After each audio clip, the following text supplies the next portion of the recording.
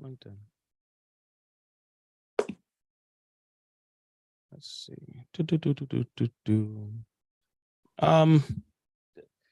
It's going to be more on the Facebook group. So I'm testing the other one. So I see you fine there, Joe. As far as what we're doing today, I'll jump on here. All right, so that shows up there. I saw the alert pop up. Okay, Happy New Year's, Founders Up and Honor, and LinkedIn, YouTube. Yeah.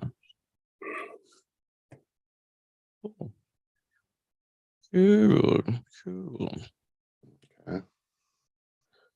That's perfect timing. I just visited my front porch barber. Yo. I'm ready to go. I'm ready now.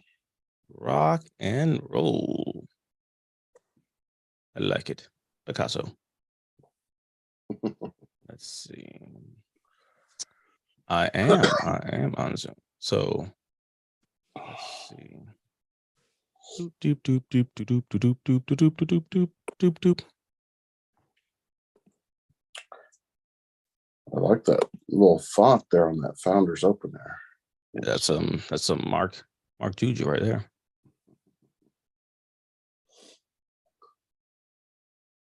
Let's see.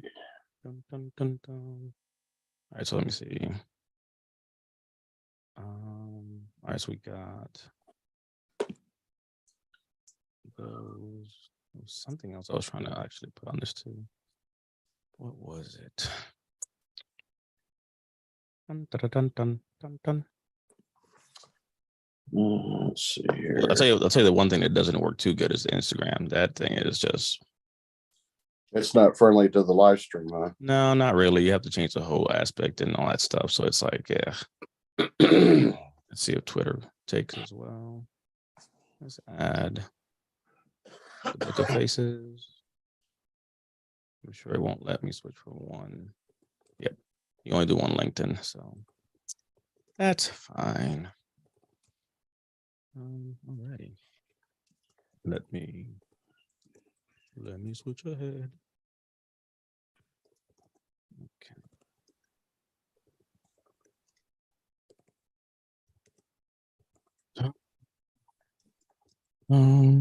Just hanging out. Little open hour action. So testing some different systems. I think we'll do a little lunch. All right, so let me.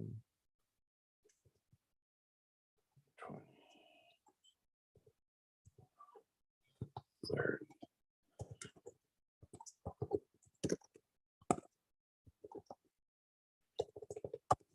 All right. Bum, bum, bum, bum, bum, bum, bum, bum.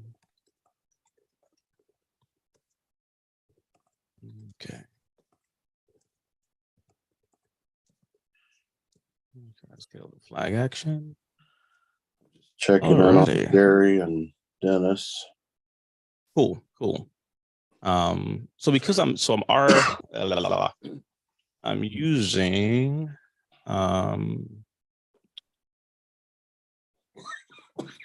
the RTMP key, so it's letting me bring the chats up. So that's the only thing that kind of was like, but I can see the chat still, so that's actually pretty cool. So we can actually you can see the chat in Zoom. So is it feeding into Zoom or no? So it's coming out of Zoom. So it's actually it's coming out of Zoom, but it's feeding into a Restream. So this is what it looks like on the background, on the back end there. Oh, Restream okay. Action. So we have them all here. There's Glenn. All right. Yes. Happy New Year to everyone. It's kind of switching it up. So if you're in our Facebook group, you are more than welcome to jump on in to our Zoom as we kind of play around. That's the infinite the vortex, the never blow your mind, vortex. Man. Let me get so Happy New Year, everybody. Just kind of hanging out, testing some things. Let me go ahead and put this in the Facebook group. So we're live across a few different pages: YouTube, LinkedIn, Facebook, and our private Book of Faces. Let's see. Dum, dum, dum, dum, dum, dum, dum.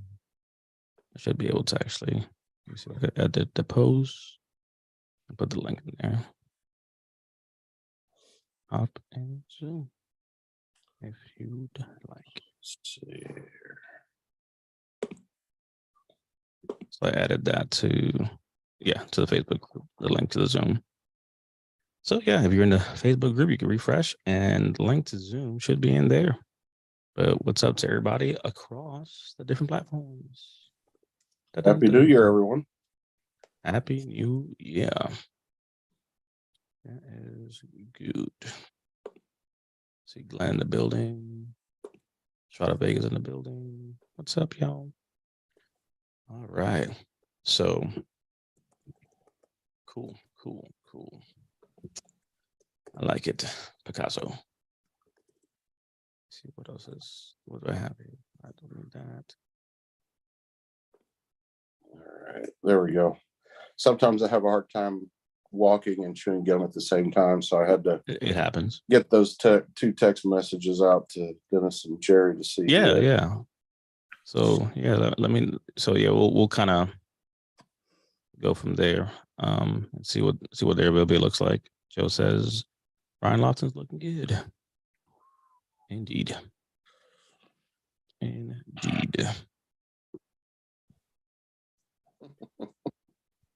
got Jamaica in the building. What's going on? Hey, Jamaica. Happy New Year to you. So I should be here.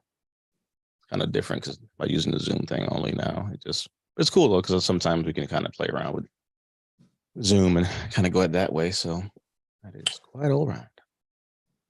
Yeah, but Instagram was playing kind of funky. Like it would only literally show like a few folks there between us. So it's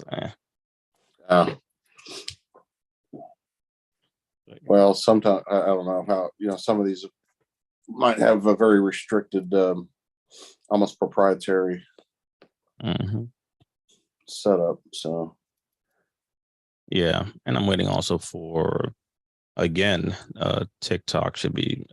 I got to message the agency today for that live stream key. So I guess finally I was like I can't use the other thing because I got a Mac. And like, oh, you have a Mac? Let us know. We'll get you a stream key. I'm like, I've literally been asking that from the beginning. So it looks like hopefully today, because it was supposed to. I was trying to get it for Friday night, but it looks like they put in the request, but obviously with the holiday and all that stuff. So today, kind of the offices are back open, I think, with like TikTok USA or something like that. So they'll ping them again today if it doesn't kick in by this afternoon. So once that hits, that'll be groovy. So yeah. Yes. Ron, what's going on, brother? So that should be cool once we actually do get that finally. So let's see here. Let me see. Invite your audience to connect their Facebook to Restream to show their name and profile picture. Let's see what this little key thing is. Let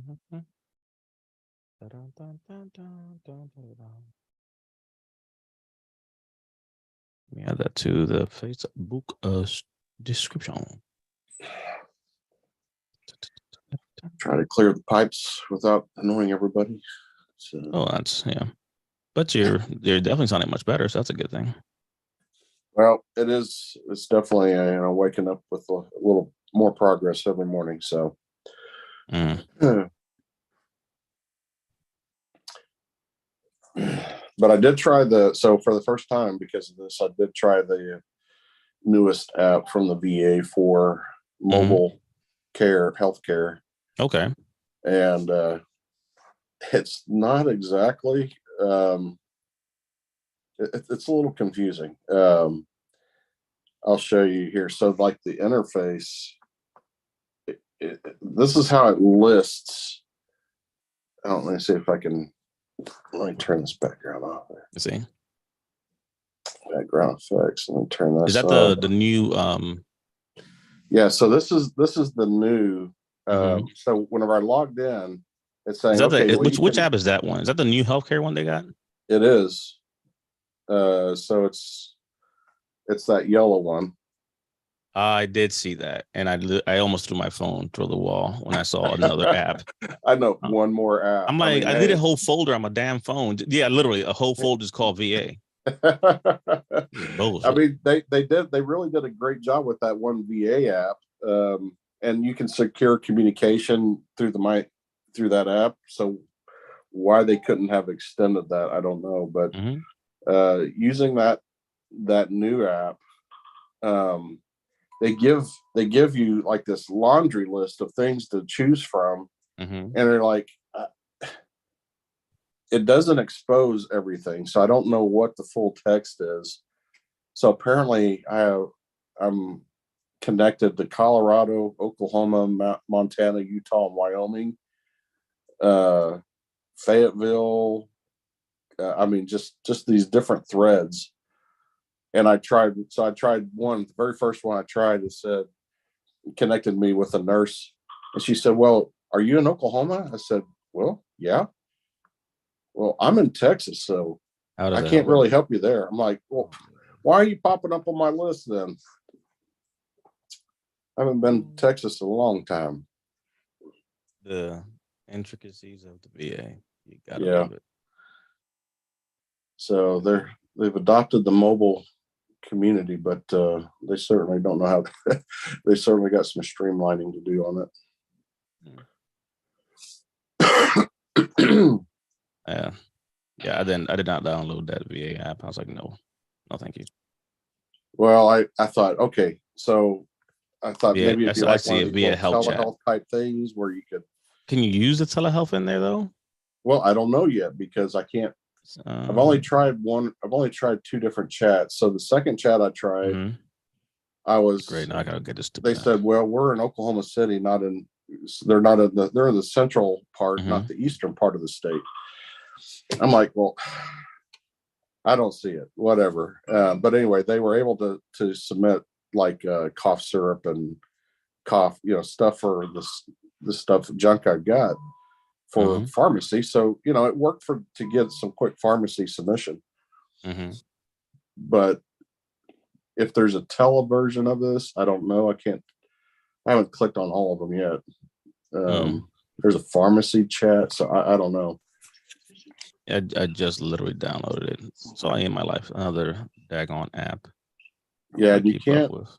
you just can't. It's frustrating when you can't view everything where it's got a title like V19 pharmacy chat, Colorado and Oklahoma, ... And it has this, the last part of that description is going to be what whether it's going to be what you want or not. You Jay don't is see in the building. Happy New Year, brother. it. Hi, guys. Hey, Lisa. Hey, what's up, Lisa? Happy New Year. Yeah, not so much, but thanks. Well, My best friend died last night, so I'm not having a Oh. real good day.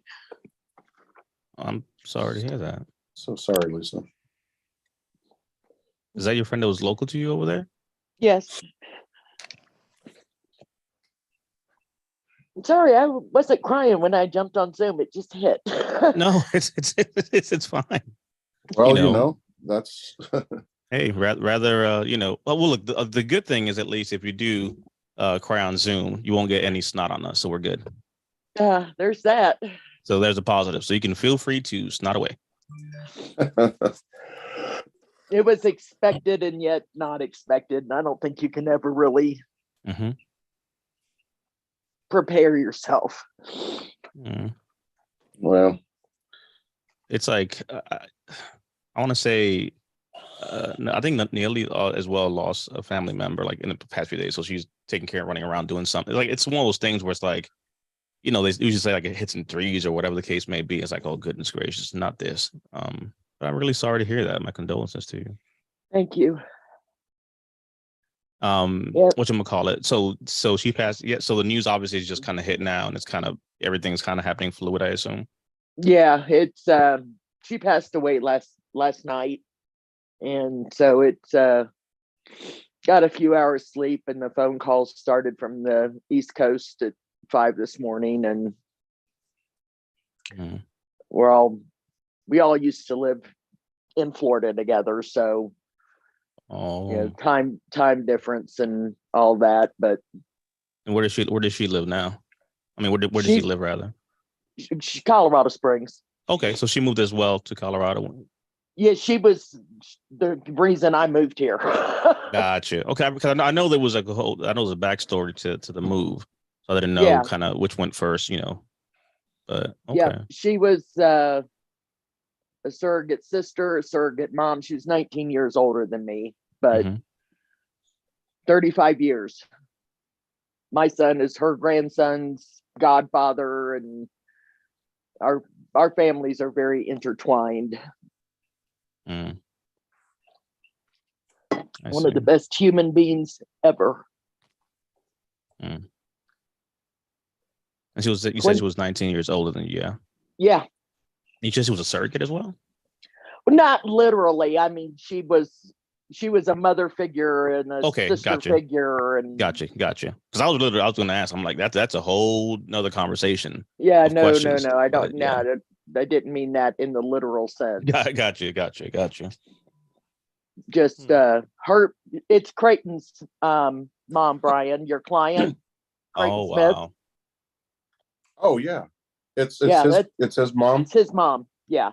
Oh no. Well, I'll have to reach out to him. Yeah. Yeah, I mean, I knew him when he went into the Air Force as a teenager.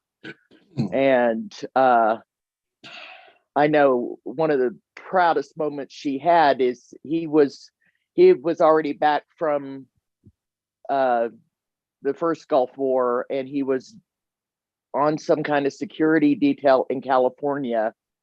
And this for the first President Bush. And this car had gotten past multiple checkpoints, and he found concealed weapons or a bomb or something in it.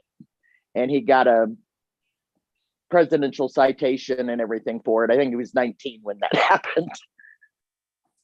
Wow.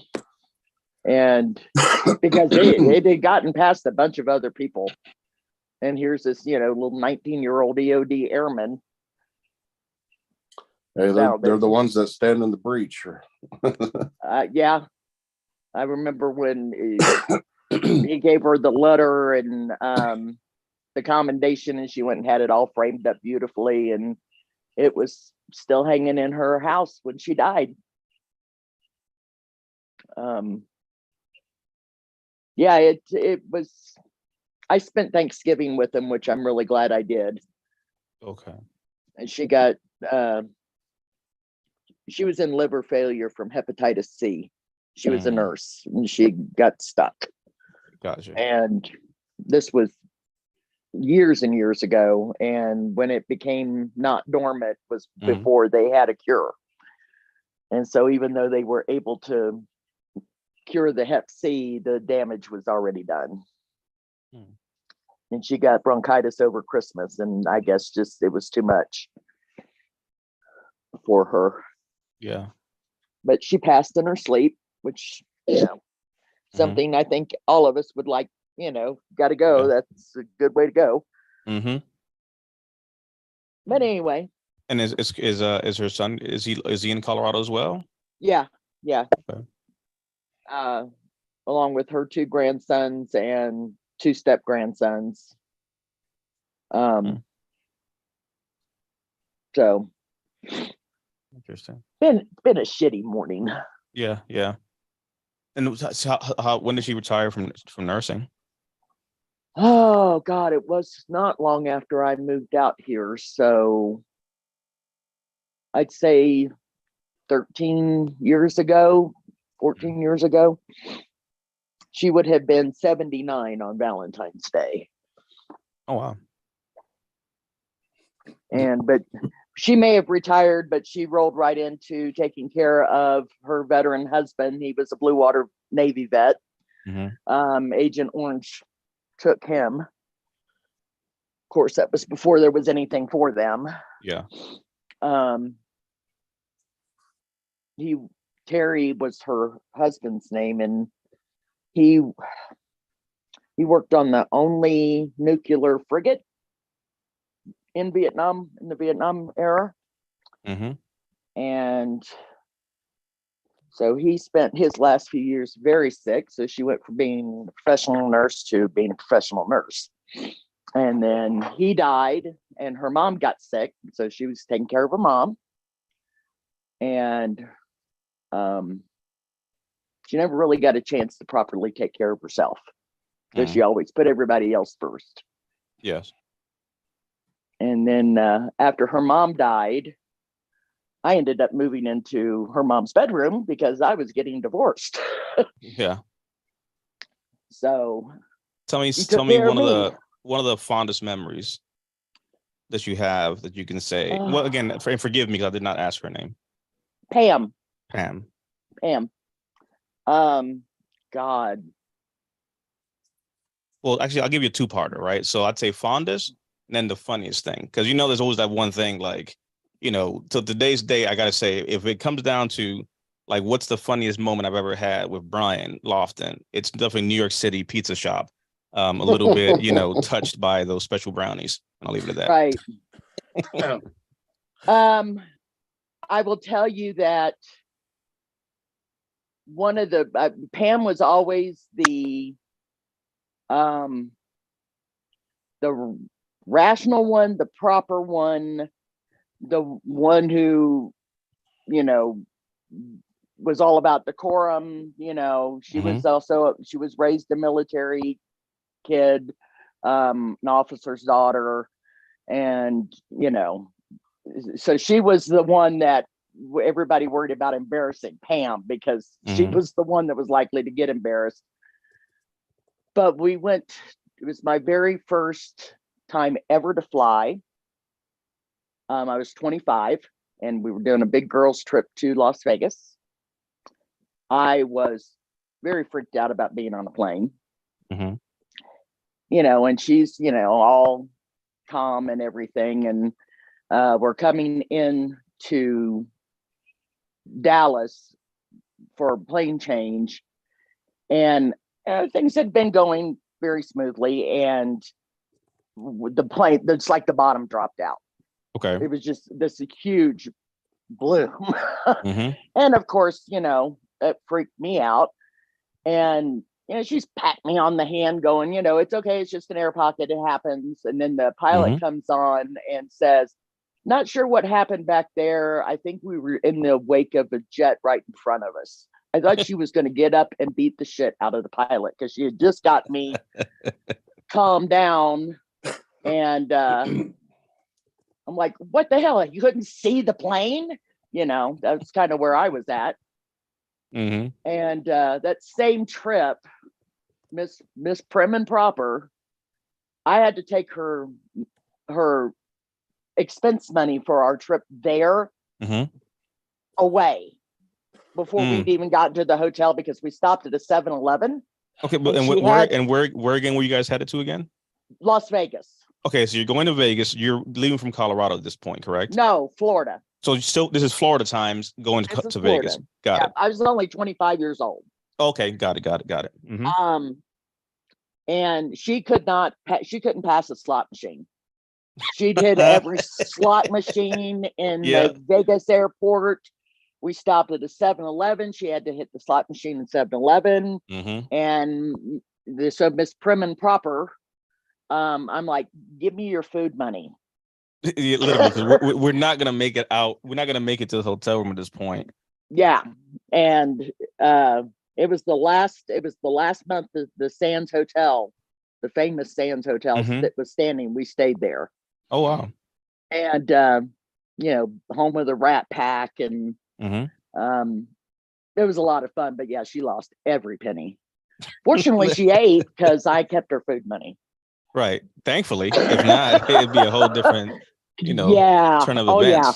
So she couldn't pass up a margarita or a slot machine. Oh goodness! So she literally embodied what happens in Vegas stays in Vegas. Yeah, margaritas and slots, man. She was in heaven. She sucked at both, but well, look, it's the thought that counts and having fun. Nobody said you have to be successful. Yeah. we took more road trips than I can count. We traveled together, and What we was the pretty longest much road trip you guys took? Well, first of all, what's the longest road trip you all took? And was it a la Thelma and Louise? minus going off a cliff. Yeah, we Well, had a few yeah, of obviously, those. yes. Well, then again, you take a road trip, you're bound to probably have a situation that wasn't planned. But yeah, You no. have to understand that this was like the oddest group of people to be friends. Hmm. We all met because we all like Star Trek, Okay. and because we would have never met otherwise. We would have Mhm. never been in the same building otherwise. And so one of our friends, Sherry, who lives in Dallas, Fort Worth, and looks like a retired elementary school teacher / cat lady, is actually, she was a maximum security prison officer who trained at Quantico Hmm. and could drive a bus backwards 60 miles an hour, and a sharpshooter. Mm. You would not look at her and go, all of these things. And then our friend Phyllis, who was the senior of the group, she was 21 years older than me. And she had the biggest, reddest aura. She could part the Red Sea with just looking at it. She just had one of those presence about her. Hmm. And Demure Pam, and then me. So wait a second. With the part that you haven't given yet is, what is your role in this pseudo Rat Pack of yours? So we got prim and proper. What is Lisa in that I time was the frame? one most likely to get us into shit. As long as it's, well, except for Vegas, which we established was when your sanity kicked Yeah, in. I may have, because I didn't have a problem with the gambling thing, but Mhm. no, I was the one that was coming up with ideas. Oh, let's go do this. Mhm. Gotcha. Pam would be usually going, no, that's a bad idea, but went along anyway. Hmm. We went to the best trip to Disney I ever had was with this group of adults. Hmm. We left all the kids at home. So an And adult trip to Disney, that already yep, starts. That's how the story starts.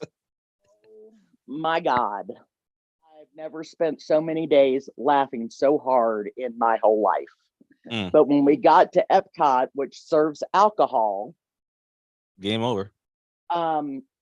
Sherry, my prison guard friend, who I was on the phone with at 5 this morning, all her outside of the jail filters went away because she got trashed in Epcot. And oh my God, there are stories that I'm not telling that we still tell and laugh about. There's just like one or two cue words, Mm-hmm. and everybody knows. Yeah, yeah. I'm just wrapping my head around this visual of this group of, unassuming, you would never picture them together group in Epcot. Go on my Facebook page, and my friend Sherry spent all night putting together this montage, not great, of photos of us for the years, at everything from Star Trek conventions to road trips and vacations. And it is a odd motley looking crew. I see it. This is, yes, I see Sherry's post, and it has like a collage of different. Yeah. Oh yeah, this crew right here. So the bottom one, I assume, is Epcot Center. Is that Trek Experience? No, that's a Trek Experience. Oh, that's Trek Experience in Huntsville, Alabama. Okay. That was the last time that Jimmy Doohan, who played Scotty, and DeForest Kelly, who played the original Bones, on the original series, were made an appearance together before each of them respectfully died. So in this picture, Pam is the one pointing the finger, I assume, behind the lady with her hat to the side. No, Pam's the one on the left-hand side in the left-hand corner by the Star Trek logo. Okay, with something with a Klingon on her head. Yeah, Gotcha. that's Pam. Sherry, the prison guard, is the one on the bottom right. Hmm. Phyllis is the one with the red hair that's kind of sitting at Gotcha. an angle. And pointing there. Yeah. Yeah. She has a curl action going on. Yeah. So yeah, that's us. Lots and lots of trips. It was a big, odd group of people, but the one at the top, that was the core group.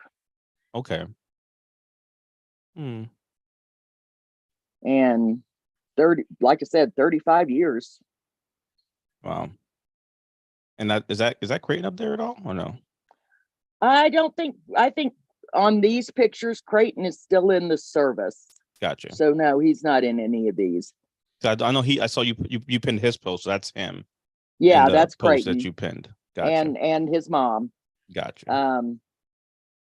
She was in full liver failure at this point. The one where you see him. Yeah. I think Nice pictures. Important part is I was lucky enough to have a friend like that. Yeah. And you get to in the mix of that, like now I got a visual, because it's funny because the first time I ever went to Vegas, which ironically was with work, but that's neither here nor there. That's the first thing that I always remember. The fact is just like, why are there so many daggone everywhere slots? As soon as you walk out the plane, I'm like, goodness gracious, Yeah. this is ridiculous. Yeah. I mean, it's crazy. 7-Elevens, grocery stores, they're everywhere. And yeah, she was just a special person. Yeah. That's well, you definitely have stories for days. That's for sure. Oh, Road trip yeah. part, that to me is hilarious. Yeah. We took probably 3 or 4 road trips a year. It was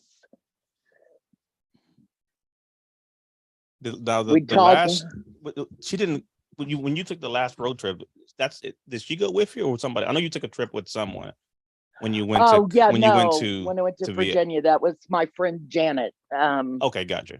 Who's not amongst those people. I've only known her for 4 years. Oh, okay. When was the last road trip we took?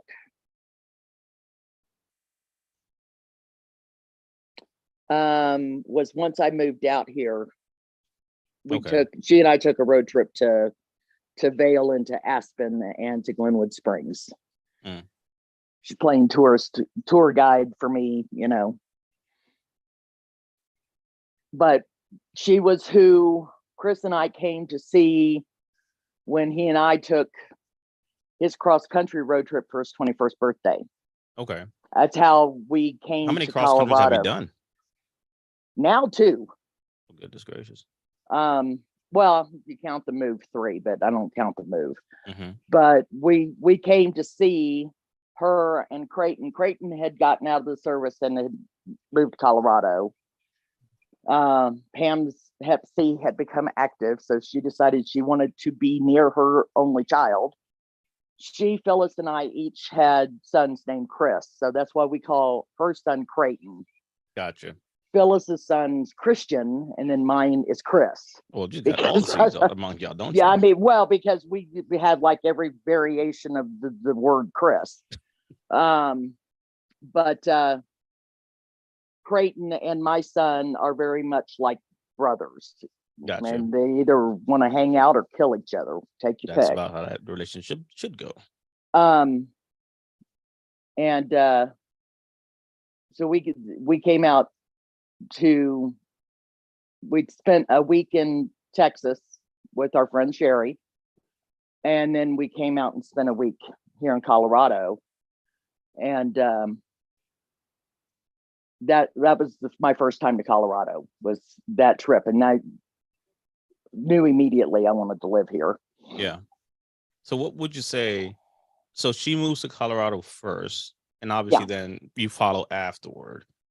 Did you just happen to go to Colorado and you know, like you said, you just knew that was the place for you, or was it a little bit of, of persuasion that came, via Pam? There was no persuasion whatsoever. I had Mhm. a lot of people trying to talk me out of it because it took me 3 years to actually make it here once I made Gotcha. my mind up. Chris was in college and I didn't want to leave until he had graduated. Mhm. And there were a lot of people that didn't want me to go or didn't think I would actually do it because Right. I was going from being a big fish in a little pond to not even a minnow in this lake. Mhm. And I liked being, a big fish in a little pond. Hmm. But Little did they know. no, I've never gotten past the minnow stage here, and that's okay. Well, as far as It was, doubting whether or not you would have made the move or not, once you made up your oh mind. yeah.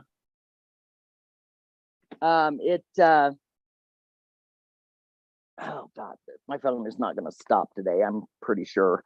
Oh yeah. But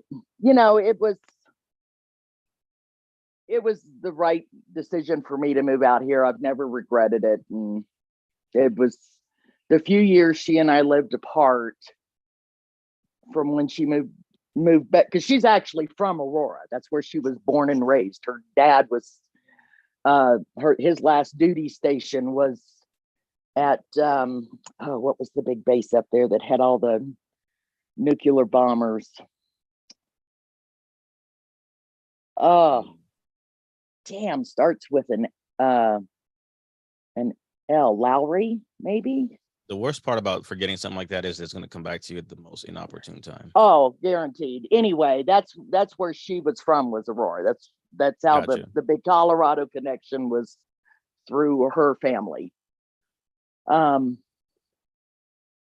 But yeah, I really, even though we talked on the phone all the time, I really missed her when we were not hanging out every week. There was hardly a week that went by that we weren't doing something, going out to dinner or hanging out at each other's houses, just doing something. And it was good times. She lived all over the world. So now I'm curious, because of that, what was it that made you say, I want to move to Colorado? Like, what was the thing that was like, yep, this is it? Beyond the weather change. I think part of it was karma making me eat my words, because when Creighton got out of the Air Force, he had never been to Colorado, so he and his mother and his grandmother took a trip. Pam wanted to show him where she grew up, when they weren't, PCS into other places. Mhm. And when they got back from that trip, Creighton announced that he was moving to Colorado. And I looked at him and I said, how can you possibly know, after being someplace for 3 days, that you want to live there? I mean, I gave him a ration of shit about making, a jump decision. And so fast forward to 2005, 2004, when Chris and I came out here. I knew the morning when we drove in, it was already dark, so I hadn't seen the mountains yet. And Pam lived on the southwest, the Broadmoor area, she and her husband, on Quail Lake, which is right at the base of Cheyenne Mountain. And I was the first one up and went out on the patio and watched the sun rise and hit the face of Cheyenne Mountain. And I knew that moment, that very moment. I hadn't even been here 24 hours yet. It was like, that's it. That's Dunzo. it. I'm in. Yep. That was it. I was done. And the more I saw and the more I did, the more it just kind of confirmed. Made several trips out for Creighton's weddings, plural, because he's had 2 in a very short amount of time. back then. Just a little marital test drive. That's all. You know, he's half crazy. And he married two that were fully crazy. So it's not That's crazy and a necessarily- half. So there's that. Yeah, exactly. But every time I came out here, I just confirmed what I already knew, that this is where I wanted to be. Mm. So I had just started a 3-year plan that as soon as Chris graduated, I was leaving. I left a job I could have easily retired from with a very good income, and Mhm. you know, packed it all up and moved. I see. I will say this though. I do like, you know, Colorado definitely. Well, obviously, you know, fun fact. Everybody knows we're heading down there in a few weeks. But yeah, you can't beat the scenery, the views and stuff. Lord knows some of those hikes and going some of those places. It's like Jesus. But yeah, the scenery, hands down, it's out of this world. It's second to none. I mean, where I'm from is beautiful. The Northwest Florida Gulf Coast is Mhm. exquisite. It's as close as you'll ever find to the Caribbean in the Mhm. United States. How far are you from Peak Pike? So where we're going? I think it's Peak Pike, right? Oh, Pikes Peak. Pikes Peak. 20 Fairly close, minutes. right? Okay. About 20 yeah. minutes. I mean, we're right at the bottom of Pikes Peak. Okay. And you know, it's just, I don't know whether I was just burnt out on seeing the Gulf of Mexico and the white sand and all that. And I think I was more burnt out on the hurricanes, frankly. Well, there's that part. Because it was, Pam and I used to joke that all of our friends were, you know, boarding up and getting ready to evacuate, and she and I were going to work. Gotcha. She was going to work at the hospital, and I was going to work at the gas company. Mhm. So, you know, That's good. That's well, it's great. You know, I mean, I was reading something literally either yesterday or this morning. Actually, it's funny because I was literally, I don't know, I was seeing this, reading things, all this thing, and it was basically the whole point of it was, you know, about enjoying the moments and doing stuff because, you know, before you know it, type, you know, one of those kind of like, you know, zoom out Yeah. type of things. You know, you get all kind of lost in the hustle and bustle, and it's just like when it's all said and done, it's a road trip. It's those moments, it's those laughs and those memories that kind of remain. You know, all the stressors and things that, you know, are so pressing immediately become nothing. You know, when stuff like this kind of, you know, gives you that reality check. But I am glad, at least, you know, for you that you can that you're local. You know what I'm saying? Not like, Yeah. you know, you're in Florida and then you have to make a whole point to kind of get down there and all that stuff. So at least for that perspective, and then you were also able to, you know, spend Thanksgiving and all that stuff. So yeah. Yeah, we, you know, the memories are just, they're just almost too many to recall. Hmm. You have a life, for some people, it is 35 years is a lifetime. Hmm. Just a few days. Nobody's counting. I mean, my son was 4 when we met. Wow. He will be 40 in March. You Mhm. know, Wow. and we became grandmothers together. I mean, there's what I think 5 months difference in age between Pam's oldest grandson and my grandson. Mm. I mean, it's just the parallels pretty significant. Yeah. Just, and it's, you know, Pam, like I said, Pam was just, she was the mom, she was the grandma, she was the calm, rational one. You know, somebody got sick, everybody called Pam. What do you think? Do we need to go to the emergency room? You know, she was our on-call physician. Mm-hmm.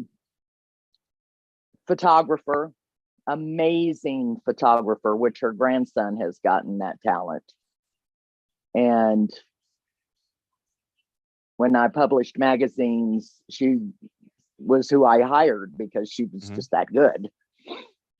And so I got a chance to interview the band Kansas and the Oak Ridge Boys. And she was really excited because she got to be the photographer for that. It Nice. was, we had just, God, I have to talk about that in a gazillion years. Mhm. That was another life. So she moved it as a photographer while nursing. Yeah. Love it. Oh, absolutely. And loved it. Yeah, nowadays that's a damn near lost art. Yeah. I think that's one of the reasons she's so excited when her grandson Xander decided to try taking photos, and he's literally his high school photographer. He does all the football pictures and stuff for the annuals, and he's definitely got his grandmother's eye. Mm-hmm. You do have to have an eye for that stuff. Like if you don't Yeah. have the ability to kind of see the shot and be able to do the work that goes behind all that stuff, not just And snapping. the lighting and all that Mhm. stuff. Like some people I think are just notoriously blind. Like, did you not like just basicness? Like, don't like it's blurry. Like you can't see nothing. What is happening here? I'm not saying go crazy with depth and contrast and colors and be all GQ magazine with it, but at least something clear. You chop half my head off. Yeah. What I mean? Yeah. Like you give your phone to your kid or something. It's just like you literally took a picture of my torso. What the heck is this supposed to do for me? Yeah, she her son and her grandsons were her world. They were everything. I think Creighton was with her when she passed. Okay, that's good. And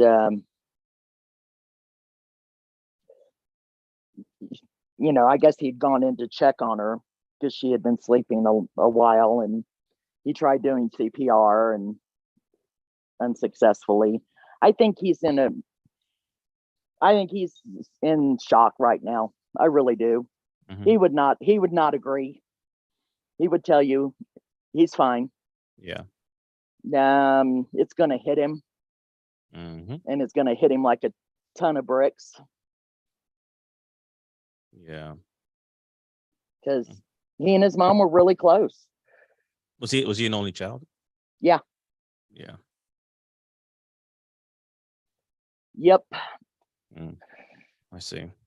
So yeah, for the next few days, I'm sure it'll be very fluid for you, kind of going back and forth and all the arrangements and things that have to happen. Well, there's not going to be a conventional service or anything. Mhm.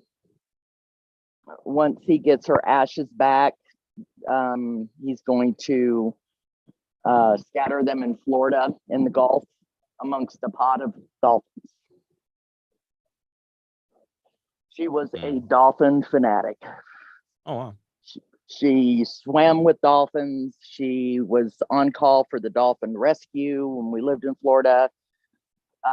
She would, if they had a beach dolphin, she would go and be the one to give the dolphin what any kind of injections it needed. Yeah. It was, that's the proper way to send her off. Yeah. There's nothing about any of my group of friends that it's conventional at all. Well, look, that's you gotta stay with the daggone case of keep it norm, whatnot. But I appreciate you letting me tell stories. No, that's what that's what's needed. So it was all said and done. Hey, like I said, the best thing about at least Zoom is you don't have to worry about snot or anything being transmuted. Yeah. I'm just good with the camera being off at this point. Yeah, no, that's fine. We don't need to see all that stuff. Even though I do hear that Zoom has some great filters, so there's that part. Yeah, no, well, there's not enough filters on the planet to get past the bags under these eyes today.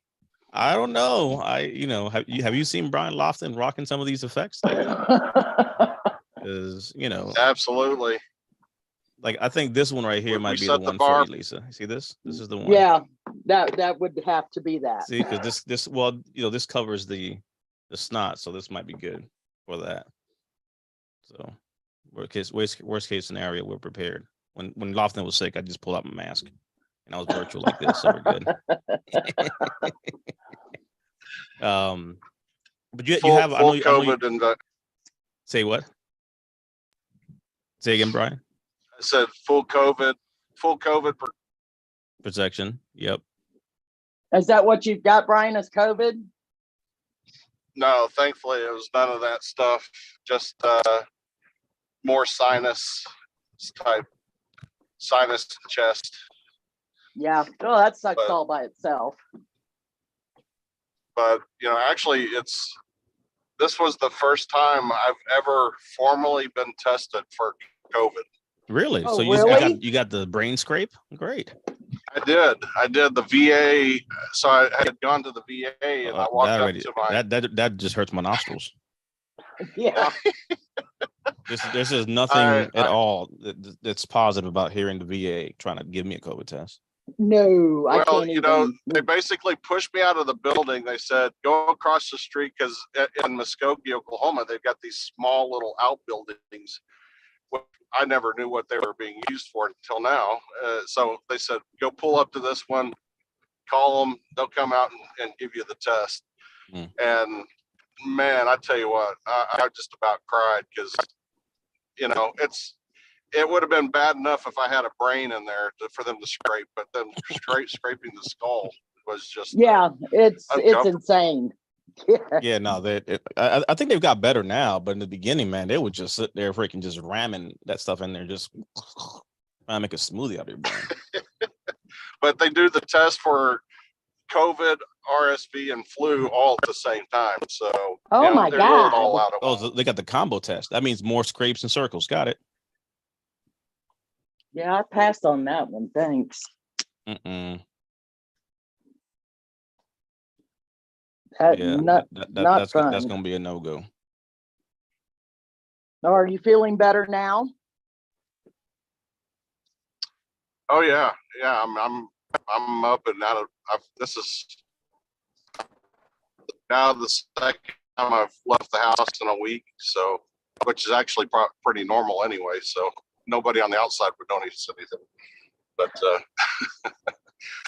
yeah, now it's more functional, alert, and I was forced into sleep more than I ever have. So I'm quite charged now.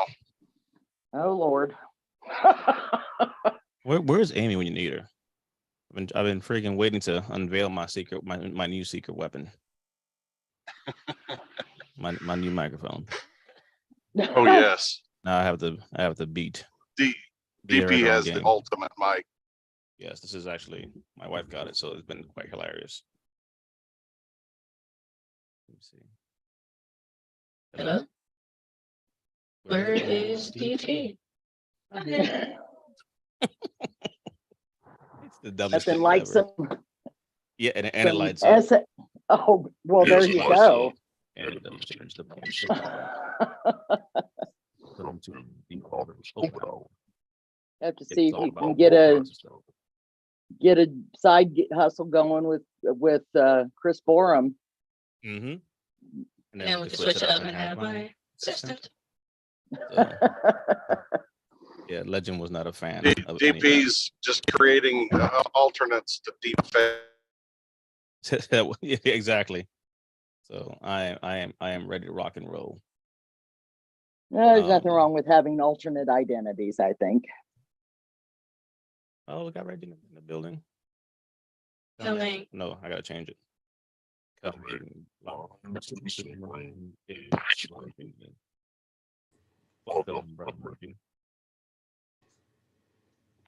Lila Cruz asked the question, what's the rating on hemorrhoids? So early for that shit.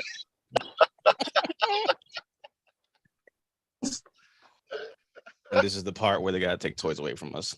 Like, Yeah. That is oh, not a I hope voice you need understand. to This hear. is coming. This is coming to Colorado. Believe that. Yes. And it Bluetooths into like speakers and stuff. Oh yes, this is gonna be hilarious. Oh man, So game I- on.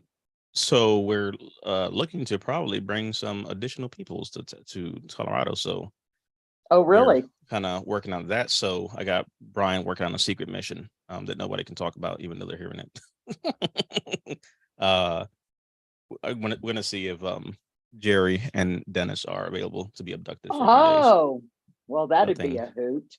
Yeah, I think that'd be nice to kind of abduct them for a little bit. So we're trying to get some planning going on there. But even if just for a few Yeah. days to kind of pop in, we'll work on the agenda. We'll have a meeting later on. We'll probably have like a series of different meetings just for the planning for the agenda. So we're kind of just, tweaking that, make sure we knock out a whole bunch of stuff. But that Saturday, I know that we're doing pictures with the group, and then we're also looking at going downtown and going to location. The same photographer we had last time is going to be coming back, I believe. And then we have some plans. So Well, hopefully we if can you try to want have them. really beautiful place, you need to go to the Broadmoor. Is that downtown? No, not really. Okay. Well, look, it's But all Greek to me. So yeah. It's close to where your Airbnb thing is, and Mm-hmm. but yeah, if you wanted like more formal, Mm-hmm. well manicured setting, that's where you go for that, is the Broadmoor. Gotcha. I thought If one you- thing that we could do, DP, is that because we're going to be close by, we could TP the Air Force Academy. I'm all for that. I am Yeah, all y'all for have that. fun with that. I help you guys Um, too, by the way, Mm-mm. We're about to get With- arrested. with the mustache. Mm-mm. But if you wanted pictures second to none in the world, it would be about a 45-minute drive, but it's called 11 Mile Canyon. Mhm. And it is truly one of the most exquisite places I've ever been. Mhm. It is a 1-lane dirt road to get back into it. Bumpy as hell. There are 3 hand-hewn tunnels back from the gold rush days or the silver rush days here in Colorado. It's right on the Platte River. So you got this river running through it with the great big boulders and water splashing over it, and canyon walls that are hundreds of feet tall. Mhm. And like the only people that ever go out there are fly fishermen and rock climbers. Oh. It is truly exquisite. And it's about, with traffic, 45 minutes outside of town. That's it's words don't do it justice. Mm. There are some closer places that will get you close, but not quite, that level of scenery. Yeah. But it Hey, Anthony, is what's up, brother? absolutely beautiful. Cold. Bring your long johns. Oh yeah. We're doing a whole, what's that movie? With the bobsled team and the Cool Runnings. It's gonna be a whole Yeah. running situation. So I do not doubt it.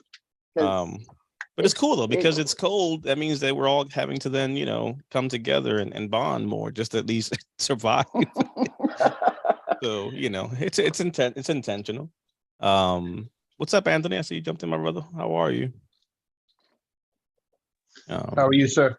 I'm pretty good. Don't serve me. What the heck? I'm just me. What's up, my brother? Oh, good. I'm going to a veteran 501c. I just made an introduction to somebody to try to help them collaborate for some resources for some homeless veterans. They're living in the woods and all that. You told me about that. Yep. Yeah, these guys are, and with the weather, it's bad. But, yeah, I don't have to tell you, it's, Mhm.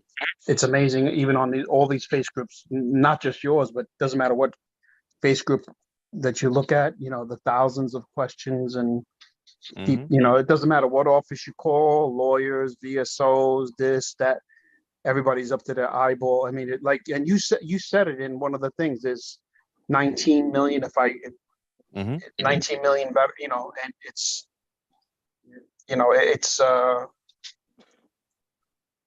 you don't even have to look for work. It's so busy because and there's so many people that just, it's really scary. I talked to a woman who's trying to help a friend, just, from a, local post. I mean, it just like you also, once again, like you said, Mhm. anybody could teach you how to do the claim. It's the education and learning the process. The claim is the easy. It's all of the prep and looking up the CFR and getting all the pieces that you have. Do you need a nexus? Do you need a DB? It's all the prep. That's what takes the longest time, gathering records, make sure all the pieces connect. And then that's just for the primaries. That doesn't include the secondaries. And then they got to get the, people just don't realize how much they just think, oh, I just want to file a claim. No, it's Oh, just not no, no, it's no. not that simple. You have to first back up, learn the process, and then, one step at a time, work on one condition at a time. You say it every single time, and people, it's a lot of work. And then they don't even realize, like, after they're sleeping, you're still working because you're still trying to keep updated on the new laws and, That's the part and no one all this sees. other stuff is a lot. It's the learning and everything else is constant. So Lisa, Anthony. You might not remember him off the top of your I head. do. Okay. I do. Yeah, from my work before. By the way, I never got the email, Anthony. I sent you I'll resend you my email, but I didn't get the email you sent with some of the stuff that you were going to send the other day. So I'll make sure I get that to you updated, but it didn't come through for whatever reason, so it probably was on my side. What was I going to say? Yeah, Lisa did a whole deep dive on the OIG report as well from September, which is another thing we just sent up on our last broadcast email. So yeah, it's insane, overwhelming, to a good insane degree. Well, what I find interesting, and I'm not big on conspiracy theories, but the report summary that I included links to on they pulled it. They pulled it. And it's funny because that's something I had on my to-do list to go back and try to pull it, because there was a few places, and the fact that it got pulled to me is very suspect.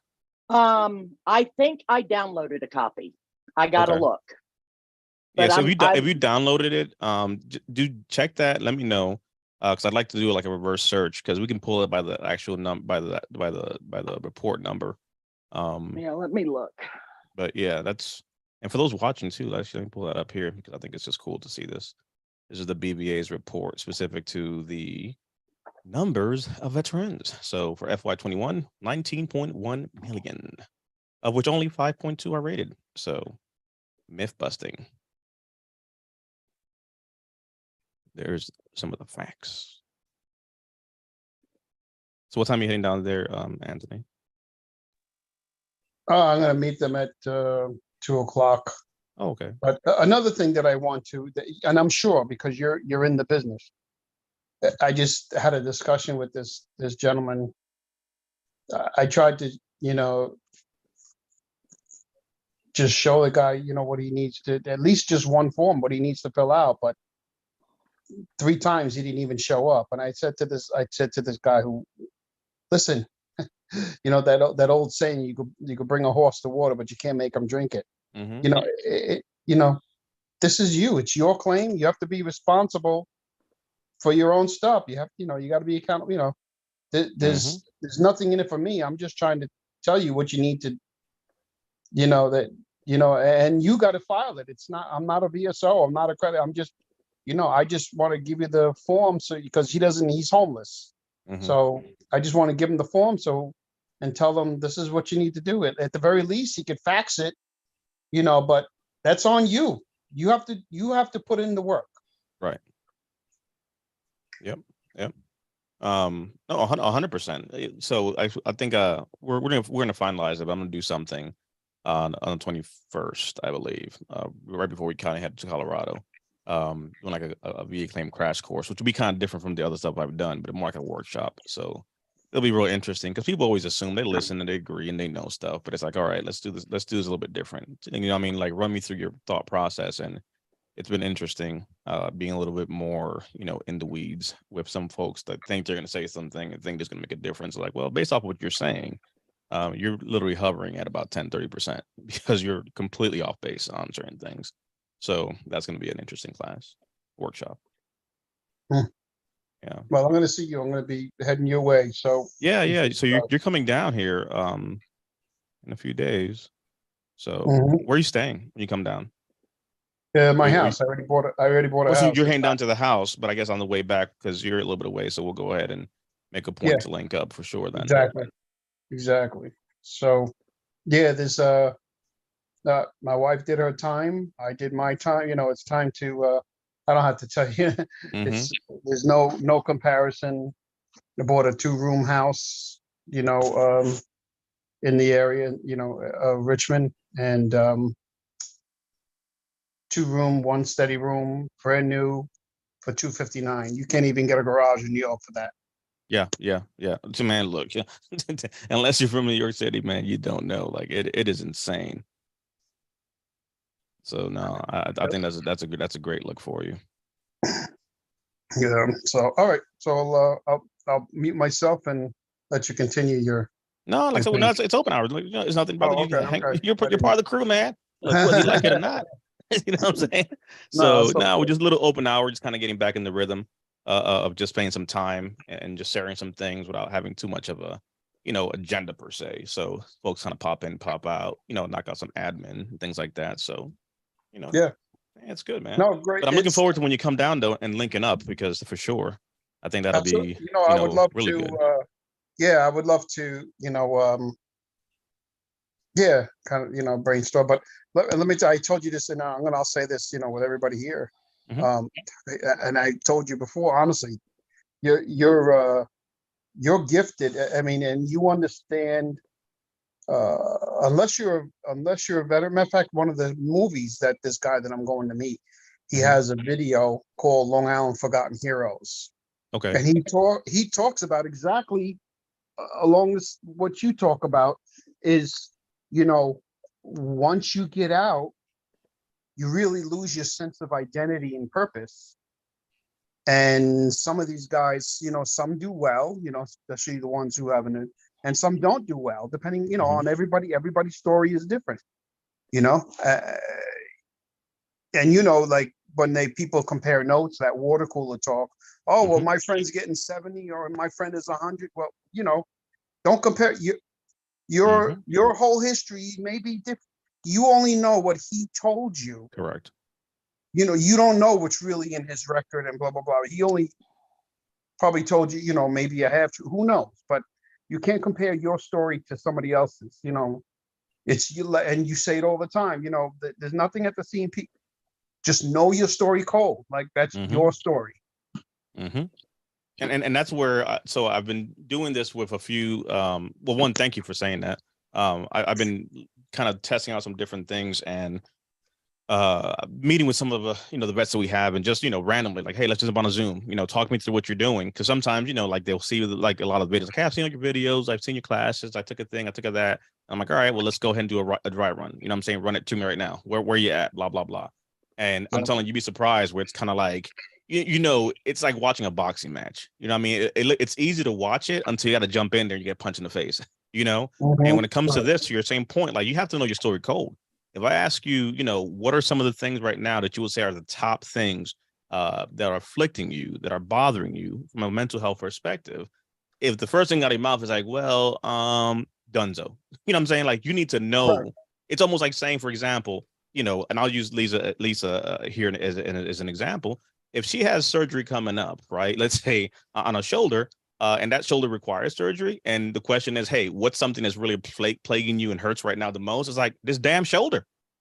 You know what I'm saying? Like you know what it is. You know what I mean? And I don't think people sometimes realize because it's the VA, you know, it's not like, hey, I get it, fine tooth comb, find a thing, you know, that little shaving profile, the bunion you had one time, you'll get a 0. But I'm talking about like a high value claim. You have got to know that thing cold.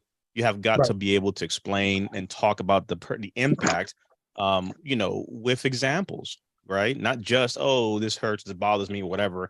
Like really, you know, unpack it. But to your point, the problem with veterans is we're not good at unpacking things and showing vulnerability or showing that things bother us. You know, we just suck it up and we drive on, and, you know, we omit really expressing how something is impairing to us. Absolutely. And that's why I always tell, and this is just my own personal thing when I was working. I tell everybody, write down, I want you to write 2 lists. And I told you this before. Mhm. Everything that you remember, right? You know, what years you served and where'd you serve, and if you were in combat, you know, but give me a basic demographic. And then everything that you remember that you went to sick call for, I want that on one list. Mhm. And then I want you to write everything that bothers you right now till this day, even if you Mhm. think it's minor and not related. I don't care if it's a sniffle. We'll get into that. When we dig into the interview, when we have that conversation, and then I can tell you probably, okay, you know, I can connect the dots and then tell you, okay, you probably need a Nexus or a DBQ for, you know, but what I know from just like you said this in the last, the wrap up one, you know, you can talk to somebody within 5 minutes and, you know, okay, they're either full of this, that, whatever, because it's a lot of it's just repetitive, and it's a lot of the people have similar stories. But I said, no, I could say, oh, I think you have TBI or this or that, but Mhm. I'm not God, and I'm not a doctor. I think you need to go and get tested. I could say, and you could say, this bothers me all day long, but it means nothing Right. until a doctor says so. Mm-hmm. Right. And then breaking down similar things, because, you know, and for those that don't know, so, you know, Anthony, you know, and myself, we go back a few years. You know, he's now a retired VSO, so he put the cloth up. Vernon, what's up, my brother? Anthony, you can meet Vernon. Vernon, you've seen him, a resident chaplain for the crew. But Anthony is packing bags. Vernon, he's leaving New York and he's heading on down south to greener pastures and better retirement city.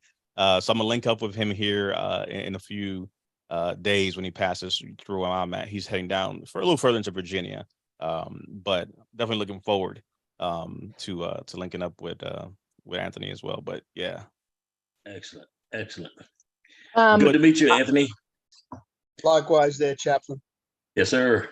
hey Lisa, you're saying something? yeah, I wanted to let you know that I do not have a copy of that PDF. However, We'll I search copied it. you.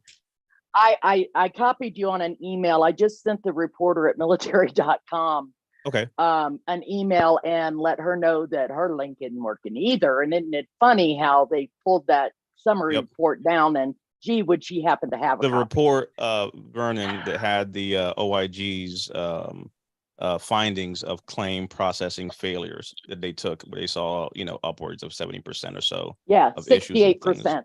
Yep. So that all of a sudden now seems to be hard to find. So Yeah, they whoops, I definitely- deleted they it. Sorry. Yeah. So Um, I think military.com will find that very interesting. I gotta check. I may have downloaded myself, so I gotta check too. That, you know, because that under freedom of, they may have to file Yeah. a Freedom of Information Act to get it Yeah, back. and this is an official report, so it's out there. They just Yeah. probably moved it around. But before, you know, I get too much in the weeds of that. Vernon, I don't know if you got the word or not, but you know, please do keep Lisa and family friends in your prayers. Yes. One of her friends literally passed away overnight. So Okay. what we were talking a little bit about that, and retelling some of the stories of the Lisa Rat Pack, you know, momentums, Yeah. right? Because, you know, it's because especially when a loss happens, right? It's almost one of Yes. those things of like, tell me the wildest trip ever. And let's just say, to save you the highlight, there was an Epcot Center trip to Disney Oh, World yeah. with all adults and no kids. We'll Yep. leave it there. Yep. And Yeah, there was a yeah. Vegas trip. We'll leave that one there. Well, we felt like since it was the last month that the Sands was going to be open, we had to do the Rat Pack Mhm. justice. Yeah. And So imagine this There were about 12 of us. these women descending. Oh yeah, So I can only imagine. Yep. So she is the mother of one of the veterans that Brian is working. So Lisa referred, obviously, Sure. a veteran Creighton. over Yeah, Creighton. Creighton. Brian is helping him. So it was the veteran's mom. So I'm sure Yeah. he's also going to be, dealing with a lot of that as the reality hits him. So, in typical fashion, I'm good, I'm fine. Single child, very connected, very close when it's all said and Yeah. done, there. So I think that's definitely something pertinent to, keep in prayers and, Yeah. especially as Lisa's Yeah. dealing with all this. And even more so Creighton, because I just remembered that Creighton's dad, Pam's first husband, passed away. It's been less than a year Hmm. since his dad passed. Oh, wow. So that's So fairly it's recent as both well. parents. Yeah, that's both Gotcha. parents within the year. And yeah. Well, Matter of fact, it was just back over the summer. Oh, wow. Yeah, we'll definitely be in prayer for you, Lisa, because now you have a new role. Yeah. Because you're a mom. I'm big sister. He and I Oh, are actually okay. closer in age than she and I were. Very She good. was 19 years my senior, but we were best friends for 35 years. My son is her grandson's godfather. So Creighton, our veteran member, Yeah, my son is his son's godfather. yeah, Yeah, we're very intertwined. yeah, But- yeah. Yeah, he's definitely, he's Air Force EOD. Yeah, he's kind of a tough guy. Let's not get too crazy to Air Force talk now. The Well, chaplain. I was gonna say I work with some EOD guys and they're tough on the outside, because they Yeah. have to be, but Exactly. yeah, we all have our breaking points. Yeah. Side Um, note, Danielle said what happens at Epcot stays at Epcot. So Well- take that for what it's worth. When you make alcohol available to adults in a theme park, you're gonna get what you get. Amazing things. The spirit will hit you. They Well, don't you call know, them the- spirits And for this nothing. is the first. Yep. The whole world showcase. So you get alcohol from multiple countries. Oh, Lord. So, there you go. And Mhm. we didn't have kids to deal with, so we were having fun. There are probably some And this is the parents first who- time that Mickey Mouse had a protector. Yeah, it's always the quiet ones on those kind of trips you have to watch out for, not the loud, boisterous ones like us, because we don't need to let that lion loose. But the quiet ones like Pam and our friend Sherry, yeah. That Danielle is doubling down. She says, "I stand by my previous statement. No pictures. It did not happen." The end. Oh, there are pictures, and it did happen. I am the keeper of the trip photographs. I have proof. You know what? I'm gonna bring my Alpha Stem to Colorado. Vernon, did you ever get your Alpha Stem? No, as a matter of fact, I didn't. I went by prosthetics, Mhm. and they had no. There was no trace Oh, of the Lord. Alpha Stem having been requested Or ordered. anything? Yeah.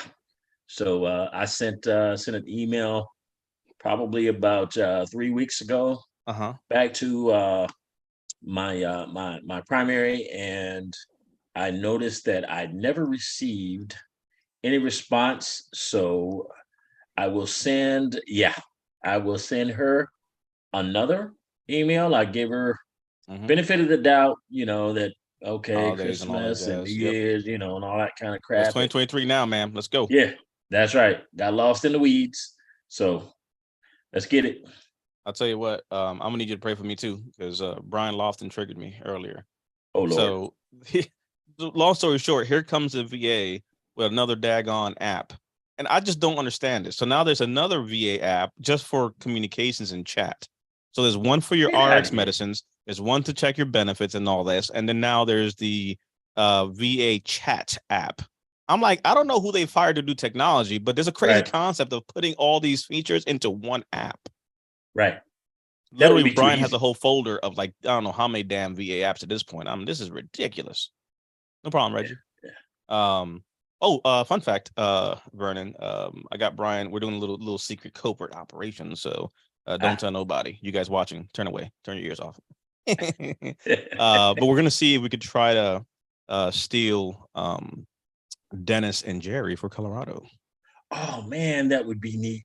That would be, yeah. So last night I was kind of thinking about it, ran it by, my secret consultant, Pillowmate, aka I was going to say the wife. Yes. right. And it was like, she was like, man, I think that'd be really cool, as well, whatever. It's like, oh, yeah, I think that'd be, So we're trying to finalize some stuff. Hopefully, the schedules kind of work out, even if it's not for the entire time we're there, but even to have them there, at least like that Friday, Saturday, and be able to capitalize on pictures and the group, events and all that. I think it'd be really cool to have them two there. It's gonna be a whole lot of prayer because Dennis and you mixed with Jerry. I'll tell you. We go need that because Reggie and Brian were, earlier before you jumped in, we're talking about TPing the Air Force Academy. So I'm like, look, we don't want to get bailed out or deal with stuff. So we're gonna be covered up in prayer and be good to go for Colorado. One of my ex-trainees, he's an artist. And if I'm not mistaken, he lives in Colorado Springs, but I'm going to reach out to him because I would love for him to swing by and meet everybody. He I think Hiram met him.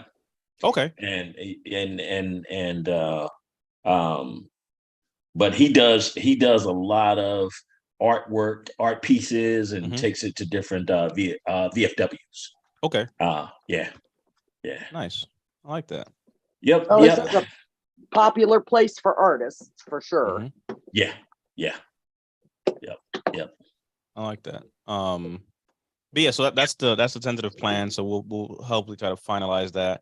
We have a working agenda that we're kind of working towards. So, there's a sense of structure of things that we have to do, both from operational status point and all that stuff, but even just to have a little bit of R&R and, not everybody's, involved in everything. So there's enough space for people to be able to kind of, disperse and do things. But that Saturday, the thought process is, there's three hard, things on the agenda. There's check-in, there's check-out, and there's Friday Night Live. Those are the three hard checks that we have. After that, we got to figure out how we're going to do Friday Night Live with everybody in one place. So that's going to be interesting. Oh my I think it'll God. be cool. So it'll be all of that. Vernon, you might be tasked with, finding a lasso or something and getting Lisa's good foot so she can't run away from us. So there's that part. Make sure it's not the injured foot, the other one. Okay. Yeah, both knees suck. Nobody's lassoing. Yeah. So the point in hand is Lisa's not going to get too far. We just need to take a car key.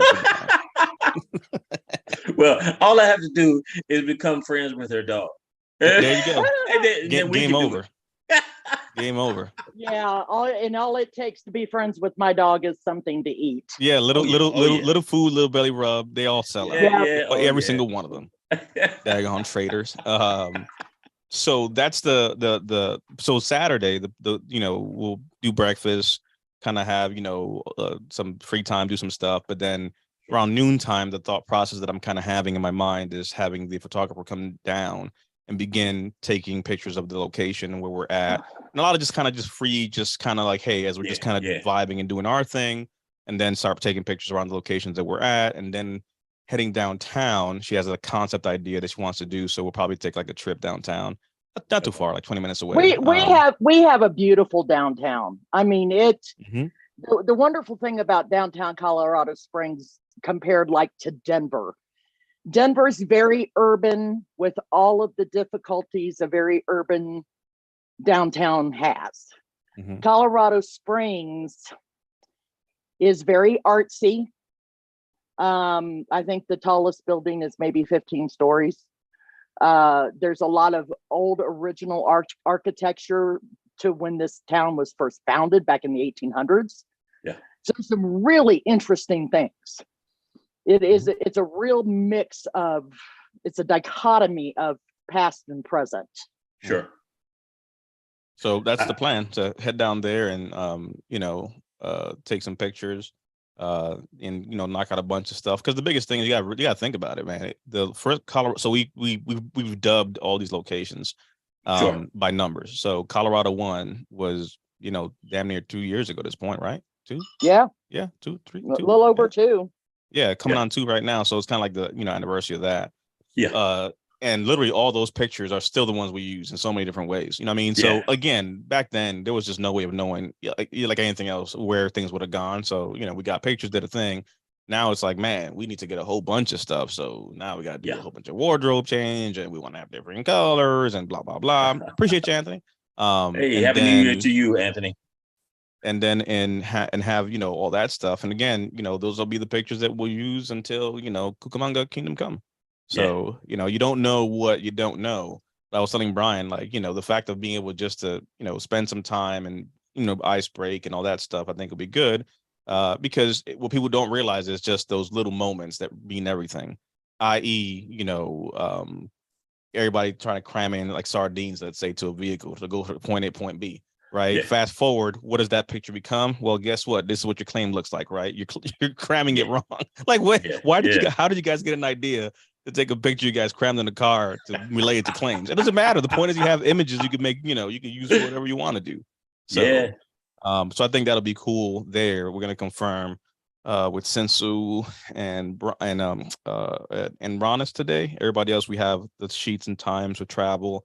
Reggie, oh Lord, matter of fact, we got 3 prayer requests. We got Lisa family and all that.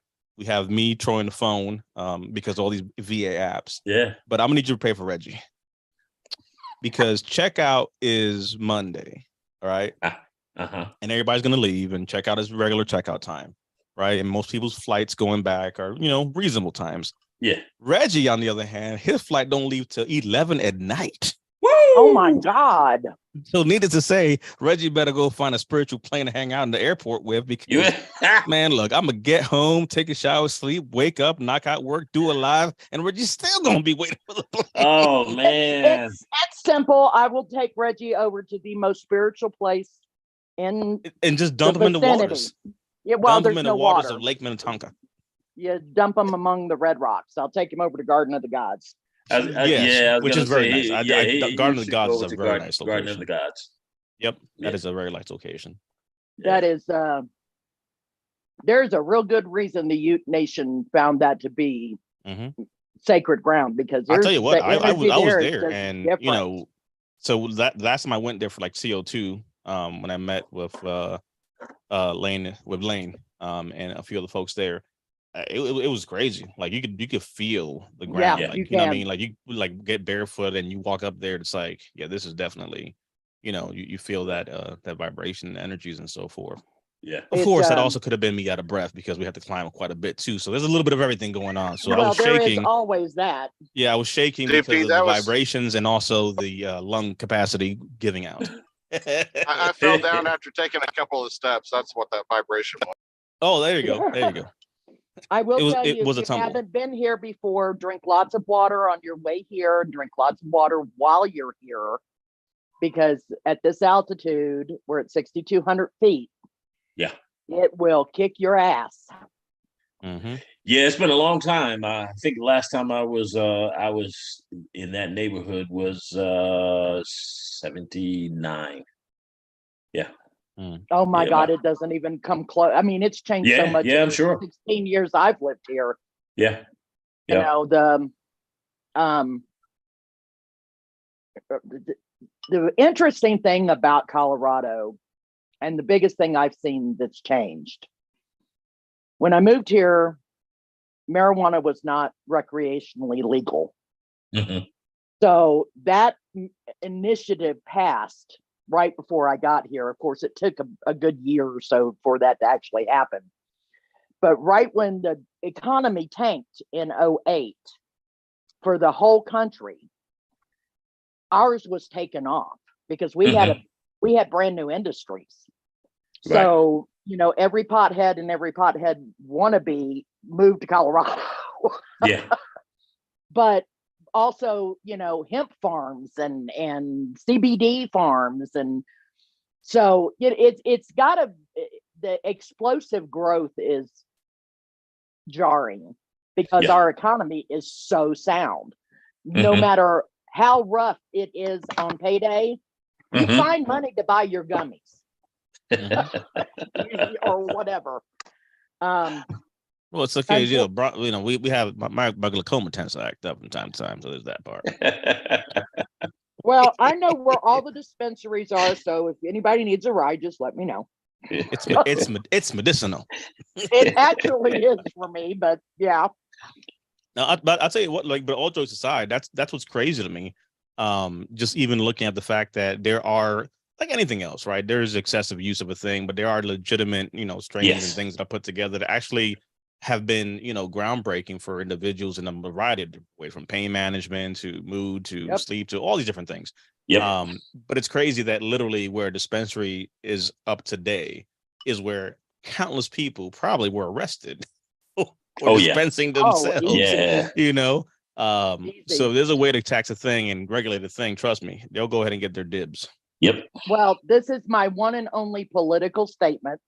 Is in November, it was once again, Colorado Springs is one of the only major towns in the entire state where recreational is not legal to buy. You can buy medical, and our medical dispensaries are like Starbucks. They're on every corner. But no recreational in the city. You can possess it, you just can't buy it. You have to go over to Manitou.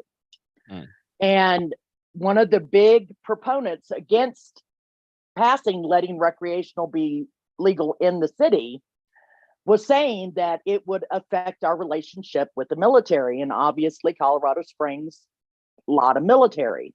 Mm-hmm. Even though the military came out and said, no, it won't. It still didn't pass. So literally tens of millions of dollars of tax money is staying in this tiny little mountain town that is 5 minutes from Colorado Springs, that has brand new roads, brand new sidewalks. They're building new schools. All their kids have brand new computers in schools, because that's where everybody goes. Right into Manitou, they buy their legal pot and then they come back to Colorado Springs. So everyone's driving a new.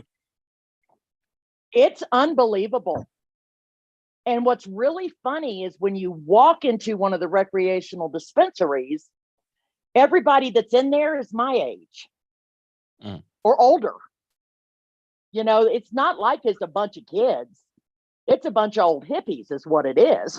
We're the ones that are over there just because we haven't gotten around to getting our medical license yet.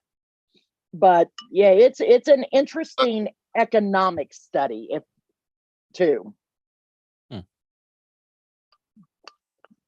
So our tax dollars keep going to this tiny little art town. By the way, anybody wants to explore some really cool and very different shops, that's where you go, is Manitou Springs, and it'd be about 10 minutes from where you're staying. It's a very cool place. Interesting. Mm-hmm. Yeah, I also have a friend up there, man, who went to seminary with me, and he's a chaplain at, I guess, one of the hospitals, and then there's another friend who used to be a general manager of one of the neighborhood newspapers. He's also a photographer, and does he and his son do some work over at the academy sometimes. They do some of the photography for the football team. Oh, yeah. Coldest football game I ever went to in my life was at the academy. Oh my God. Well, I don't do any outdoor sports when it is freezing and you have to be there longer than 10 minutes. That's it. The interesting thing about weather here it can be, 50 degrees and beautiful and very comfortable. And 2 hours later, it's snowing and you're Yeah. frozen. Yep. It's crazy. I've never seen weather anywhere else I'm sure there is some, but I've never experienced it here. We had a 60-degree temperature drop in 12 hours a couple of weeks ago when that big Arctic thing came through. It literally dropped. It set a state record, and it's one of the top records in the country. And I think because Mount Washington or wherever that weather station is holds all of them. Dropped 15 degrees in 15 minutes. That was a degree a minute. Yeah. I don't care how hardy you are. That's cold. That's a lot. Yeah, it is. Yeah, it is. No, you keep that cold evil over there. Yeah, I'm telling you, man. Well, hopefully it won't be like that when you guys get here. January's, you're coming in at the tail end of our mild winter month and at the beginning of we don't leave the house in February. Yeah, I tried to con my wife into coming with me, and she was like, "No, have a good time. Y'all have fun now. You hear? That's gonna be negative. Well, travels. I knew that would be her answer anyway. But Vernon, like, are nah. you're in Texas? yes. Okay. What part of Texas?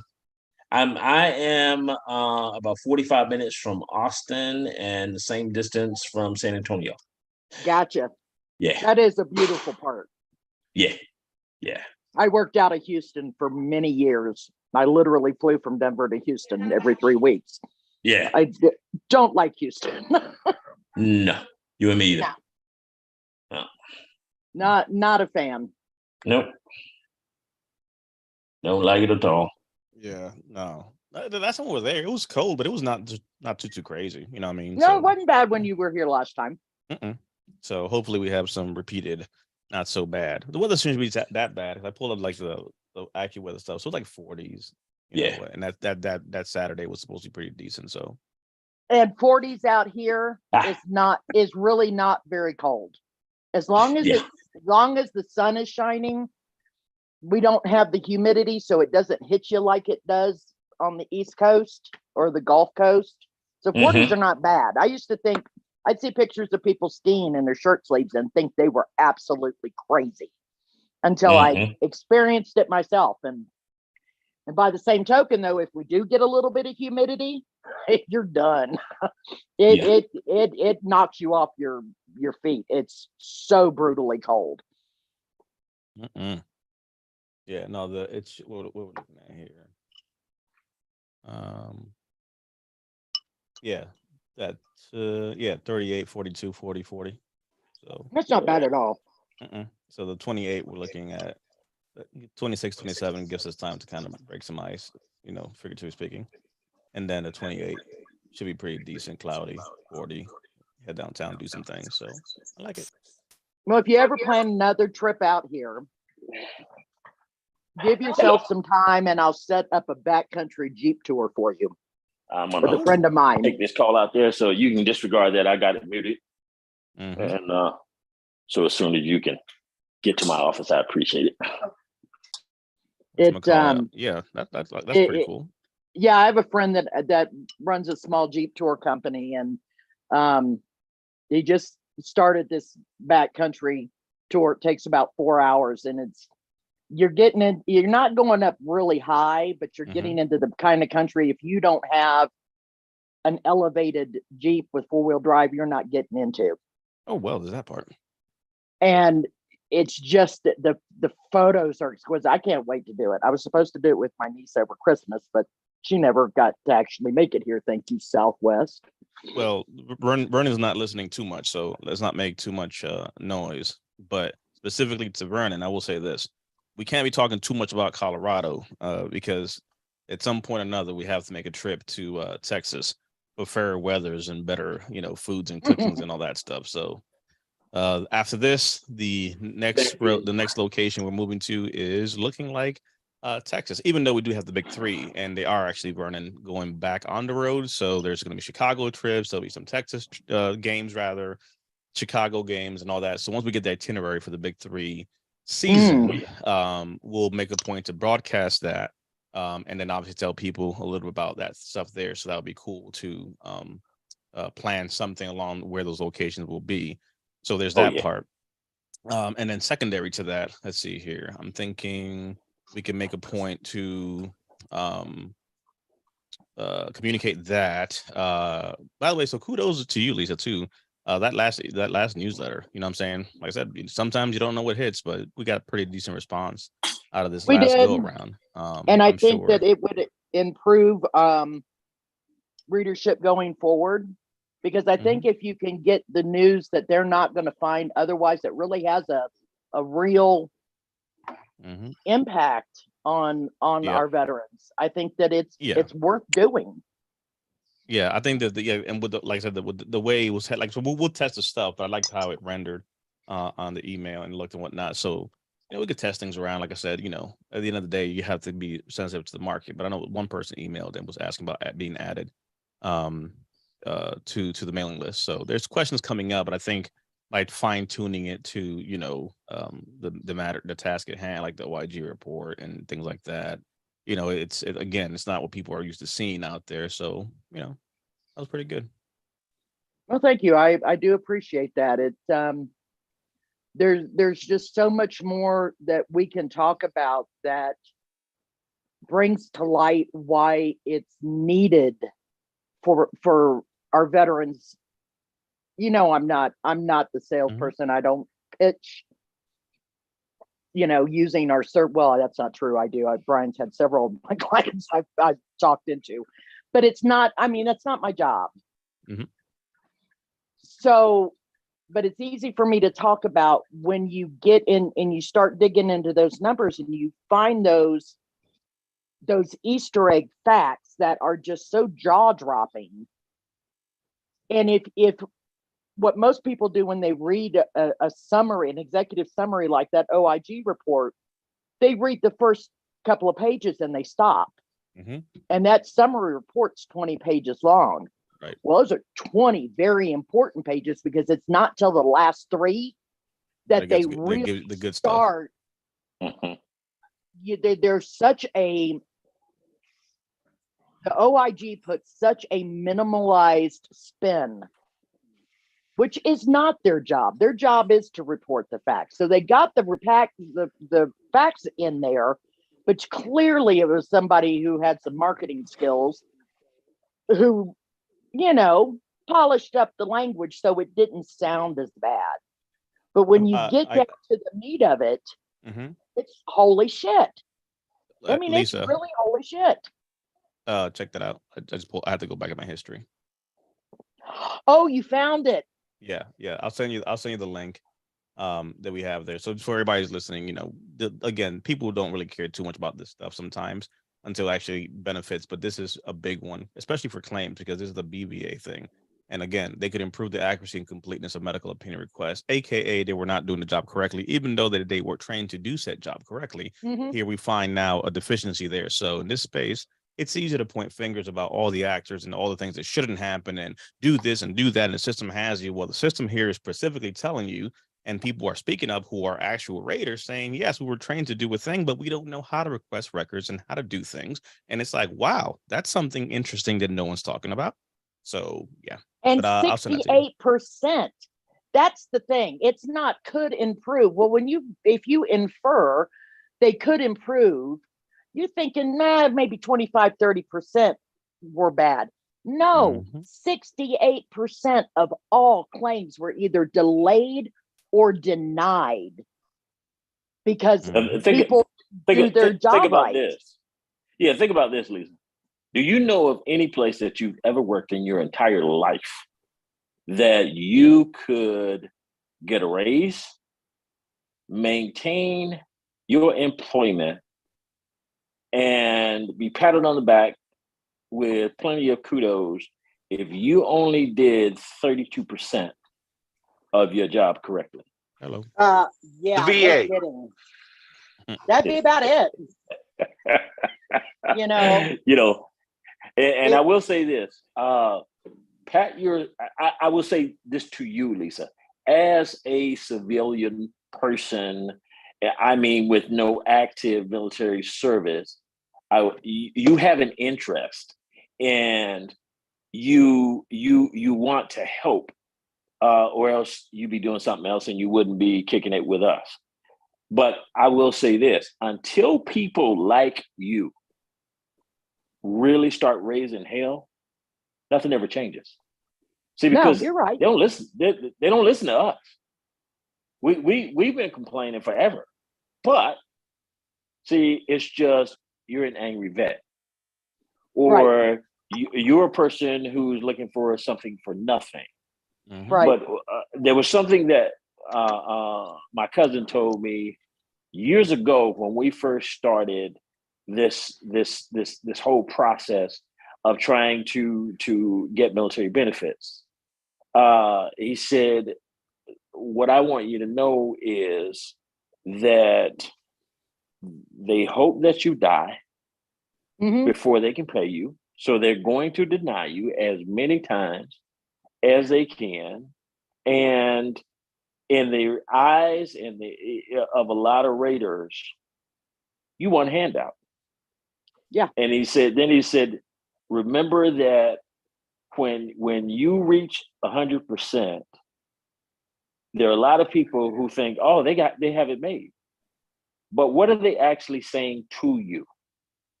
Any of us with any rating, we have that rating because we are different than we were when we enlisted.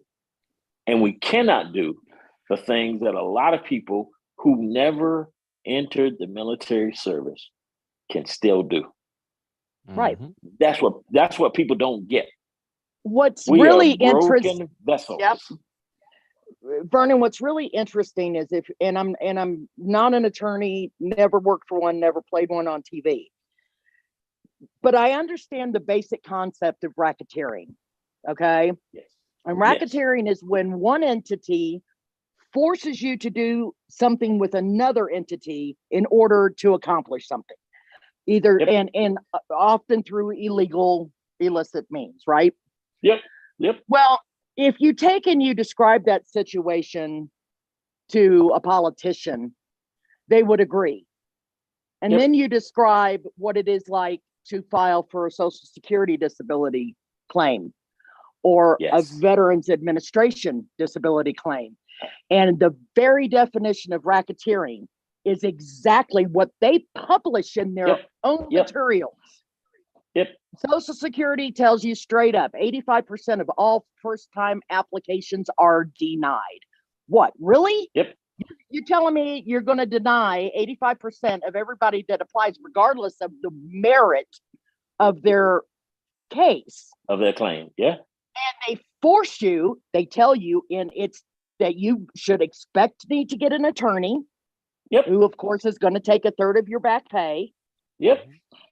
In order to get past to the next part of the hearing for your disability. And Yep. the VA is as bad, if not worse. Yep. Because it's more complicated. See, in Social Security, you're either disabled or you're not.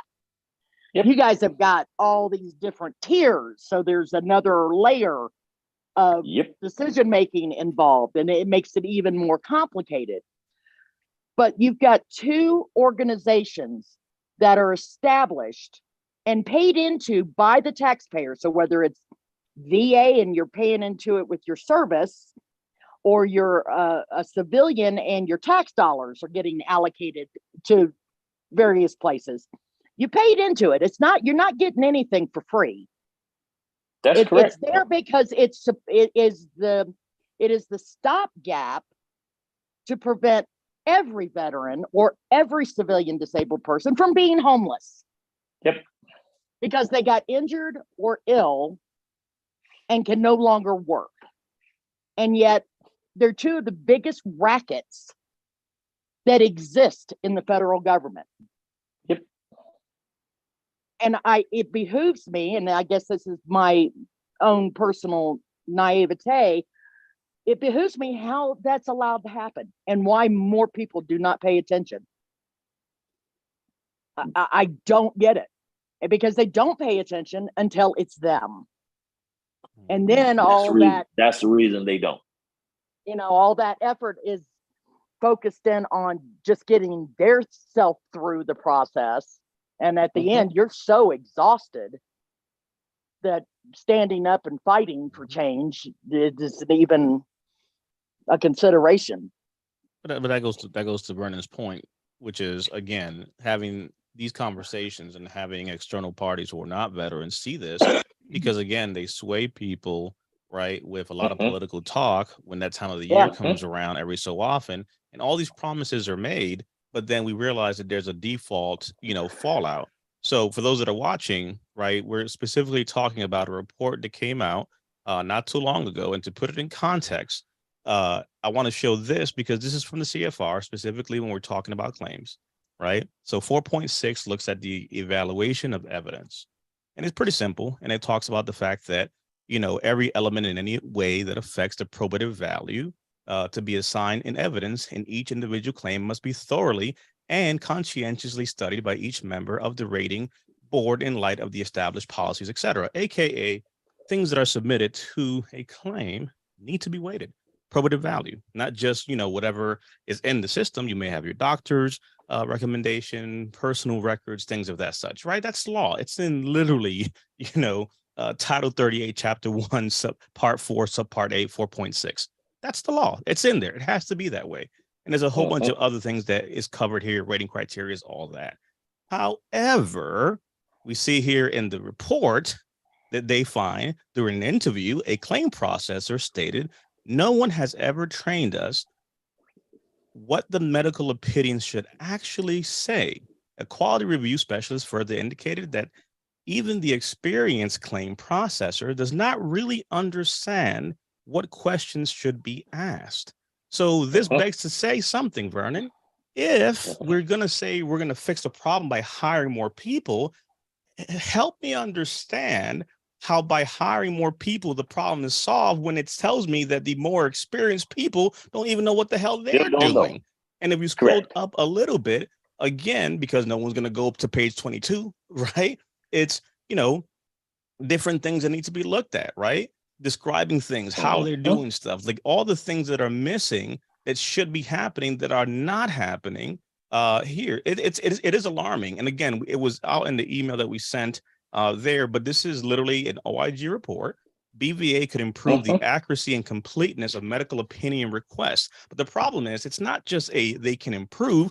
We're talking about a 68%, failure rate of inaccuracies and issues that are happening, even though these people are supposedly trained to do a thing. And then when someone tells you, oh, we're going to fix the problem because the PAC Act is coming and we're going to hire more people and everything will be well. No, because you're doing it wrong, even though you've been trained. So hiring a brand new person means nothing, because when a new guy shows up and he goes, hey, Vernon, so what are we doing? And Vernon goes, I don't know what the hell we're doing. And then the veteran, in layman's talk, this is literally what has happened when I submitted my claim and they denied me. So it took me all of 10 years, Vernon. You've been on my ass for 10 years to file this claim. Fine. I'm going to stop being a knucklehead. I'm going to file this claim. I went to the doctor. I did everything I was supposed to do like you told me. And then the VA pretty much flat out denied me, did not consider my evidence. And I'm saying, you see, the system is broken. I was, they're saying I'm a liar. Forget this. I don't need it. Screw it, whatever. And it's not me. I did everything correct. You know what I'm saying? There's operator error that took me 10 years to get here. But the issue now is that the system has failed. And they, in turn, are not publicizing this, because when it comes out that, oh, you shouldn't have unaccredited people talking about claims because that's not good, it's all over the place. Well, where the flying fuck is this goddamn report? Why is this not all over militarytimes.com, military.com, and all the other Army Times, Navy Times, Marine Times? No one's talking about any of this stuff because, oh, it doesn't look good, so let's go ahead and put it away. Like, no, you guys jacked up too. Like, there's system error. There's operator error, but there's system error. And here you have a faulty system that is not correctly training people to do something. And by hiring more people, the problem isn't solved. But again, that's not us saying it. OIG found that. But that's from September, swept under the rug. Yep. So, for context, for those that are watching, you know, those are some of the things that have to be highlighted and talked about. And that's one of the reasons in 2019, I went to the only high school class reunion that I've ever gone to, and one of my ex-classmates is a Raider. You know, that's what she's done with her professional career, and she was talking to me about you know, rating claims and my evidence. I was at 80% at the time, and you know, I was talking to her about I should have been at 100%, and then she started talking to me about, you know, the evidence, and I looked at her and I said, "So did you ever serve?" And of course, you know, this look of how dare you ask me that question was on her face. And, you know, I smiled when she said no. And I said, I get it. I understand. I said, your experience is in a book, and I understand what evidence is. And I'm telling you that I have submitted the evidence according to the CFR 38. And I know that if there's a doubt, then the evidence that has been submitted should rate in the, it should go toward the veteran as opposed to the opposite direction. So if that veteran has proven, then that weight should lean toward him or her and not toward the system. But I understand you guys, you're the experts, and I just turned around and walked away. But so then look at this right here again toward the beginning. So this is the part that kills me as far as actual numbers, because when you look at, like, okay, page 8, I have the numbers for you. But the review team identified deficiencies with the BVA medical opinion. Based on a statistical sample of 100 medical opinion requests, the team estimated about 27,000 of 41,000, the sample size they had, medical opinion requests, or 68%, right, processed during the review period did not follow established procedures. For example, claim processors did not identify relevant medical evidence for the examiner's review, submit medical opinion requests using inadequate language, did not request all necessary medical opinions, or requested unnecessary medical opinions. This, in layman's term, is I filed a claim, knocked out a CMP, and they call me back for another exam that has nothing to do with that thing, but we tell people just show up and do a thing. Yep. Yes. Well, guys, I hate you. I gotta jump off. I gotta take my dog to the vet. He'll be happy. Talk to you later. All right. I will be back in DP if you want to. Yeah, I'll look back. I'll look back with you. I'll be back after about an hour and a half. No problem. All right, y'all have a good one. You too. Bye-bye. But that is just, you know, ridiculous on so many daggone levels. It's just baffling. And of course, you know, where's the rug to sweep it under? Right. That's right. It's yeah. You know, and I get it. You know, they're gonna, you know, like Danielle said, the blind leading the blind. Oh, she said here, most of these that make the rules have never served and never let their children serve. So how do veterans get them to understand what they have no experience in? You know, and it's, again, hey, I get it. You thank me for my service. You shake a hand. You give me a little preference point here. You do a little thing there. And then you do a little chuck and jive. And then you do a whole thing about this, that, third. But yet the medical system upgrade that's in the billions of dollars has not happened yet. A simple thing like an app, you require, like, think about how much spending you're wasting. You have literally 4 different apps, one to chat with the VA, one to see your records, one to request medication. First of all, like, it's just one of the inefficiencies of how many things are you wasting. Again, over 15 billion or so with the electronic, you know, update for over the past, you know, how many years now, which has not happened successfully. And then now you have more people being Right. hired. They pass this PAC Act. Everybody's filing a claim because they think that the PAC Act is going to magically give them something. No, you're going to get a brand new denial letter because you still have to meet the requirements. But now the system is clogged up with a whole bunch of stuff randomly because, just say PAC Act and, click your heels 3 times and you'll go to never, never, ever land of ratings. Never. So it's disturbing that that's what happens. But to your point, I agree. I think even what's good about this, and actually we found a lot of good traction on TikTok because so I almost look at it to where there's a lot of veteran organizations that are doing some decent things, and I have nothing against them. But I'll say that in our crusade here at VNCC, my thing is we need to go where people are, because never have I ever looked up the VFW, the Wounded Warrior Project, or any of these organizations in my day-to-day, unless I needed something, but even then I never did. So my whole point is the fact that we're making a point to go out there, create content, show up on media platforms where people actually are, and they see what we're doing. We're educating people who are civilians. Like, I never knew this. I thought that was already fixed. No, it's not fixed, right? So it's almost like people sometimes are stuck in their silos of their hubs of like, what, maybe you should get out there instead of complaining about what's happening or not happening. Because guess what? No one's going to your page. No one's going to your blog. You need to get out there. You're stuck in your synagogues, fighting with each other, when what you need to do is get out there in the world and talk to people. You know what I'm saying? That's where the people are at. Have conversations, talk about these things, tell them about the statistics, tell them the numbers, because it's one of those things where awareness goes a long way. So that's been pretty interesting with some of the stuff that we've had happening on social media. But it's like, man, just when you think there's nothing to talk about, they go ahead and they give you a whole bunch of more stuff.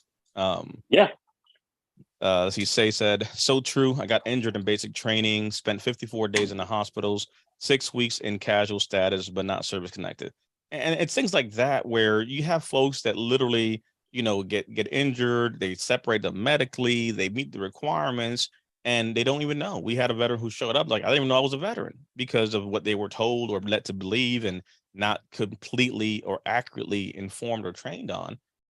There's a fallout. And again, if you just think that you don't apply or qualify for something, you just move on about your business. And it's like, wait a second, who told you that thing? I don't know if she popped in or not. Someone had sent, who is, let me see here. From TikTok, this lady reached out, and basically she went to go file a claim. I guess she was separated, served her time, and when she went to go get help, what she was told was something about basically, claims are for real vets, not you. I'm like, what in the heck? Like, this is the stuff that people are being told, so here you have a person who served, a few years, but that's literally what happened. Because I'm going back and forth with her, she responded to one of my videos that went off on TikTok. So I'm going back and forth trying to answer as many questions as I can. And her response was, she commented, they denied me without a physical evaluation. So I say, wait a second, explain that to me. What do you mean? And in that conversation, she explains that she was medically separated and so forth, and basically was told something to the effect of like, this is only for like real vets or what have you. No rating. I went to the VA office, applied. The guy said, good luck in trying to get a rating. This is for real vets. That's it.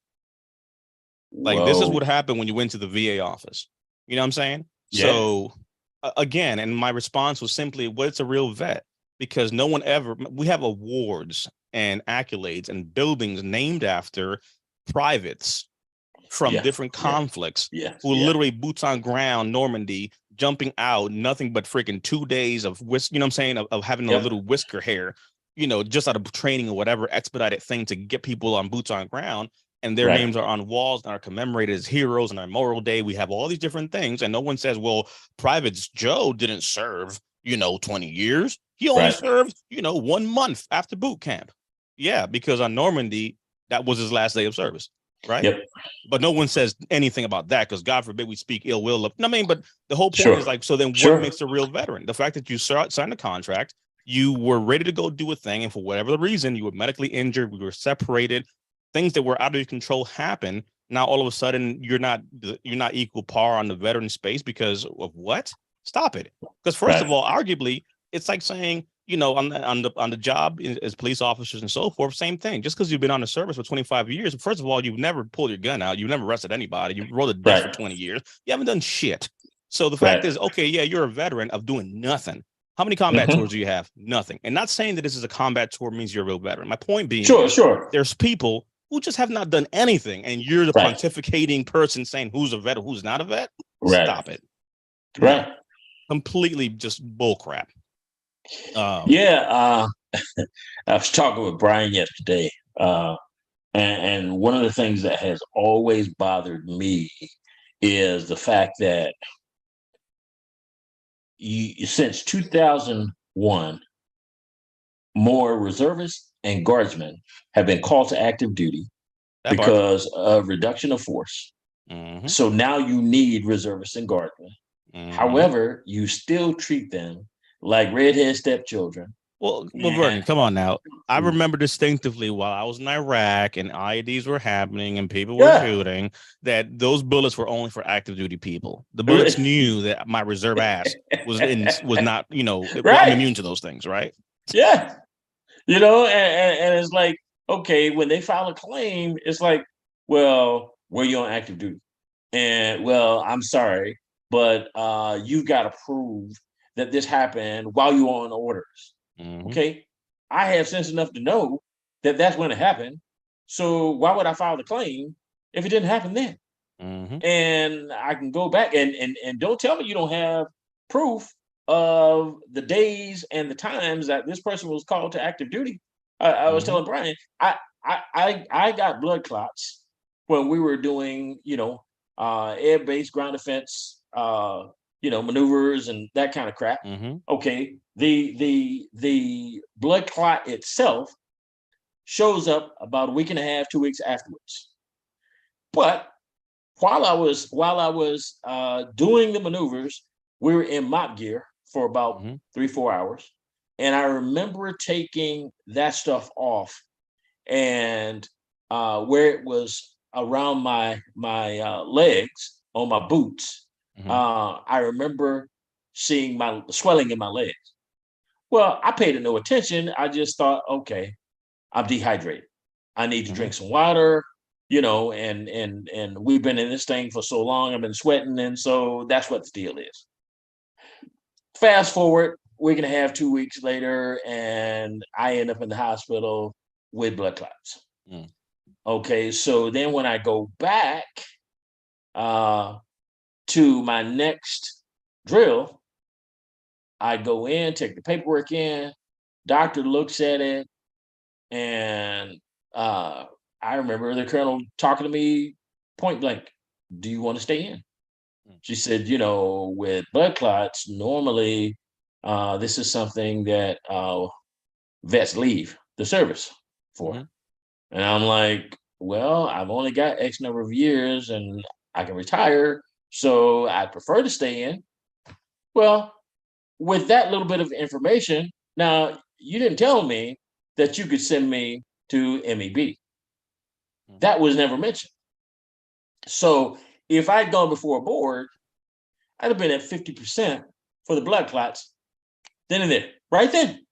Mhm. That wasn't told to me.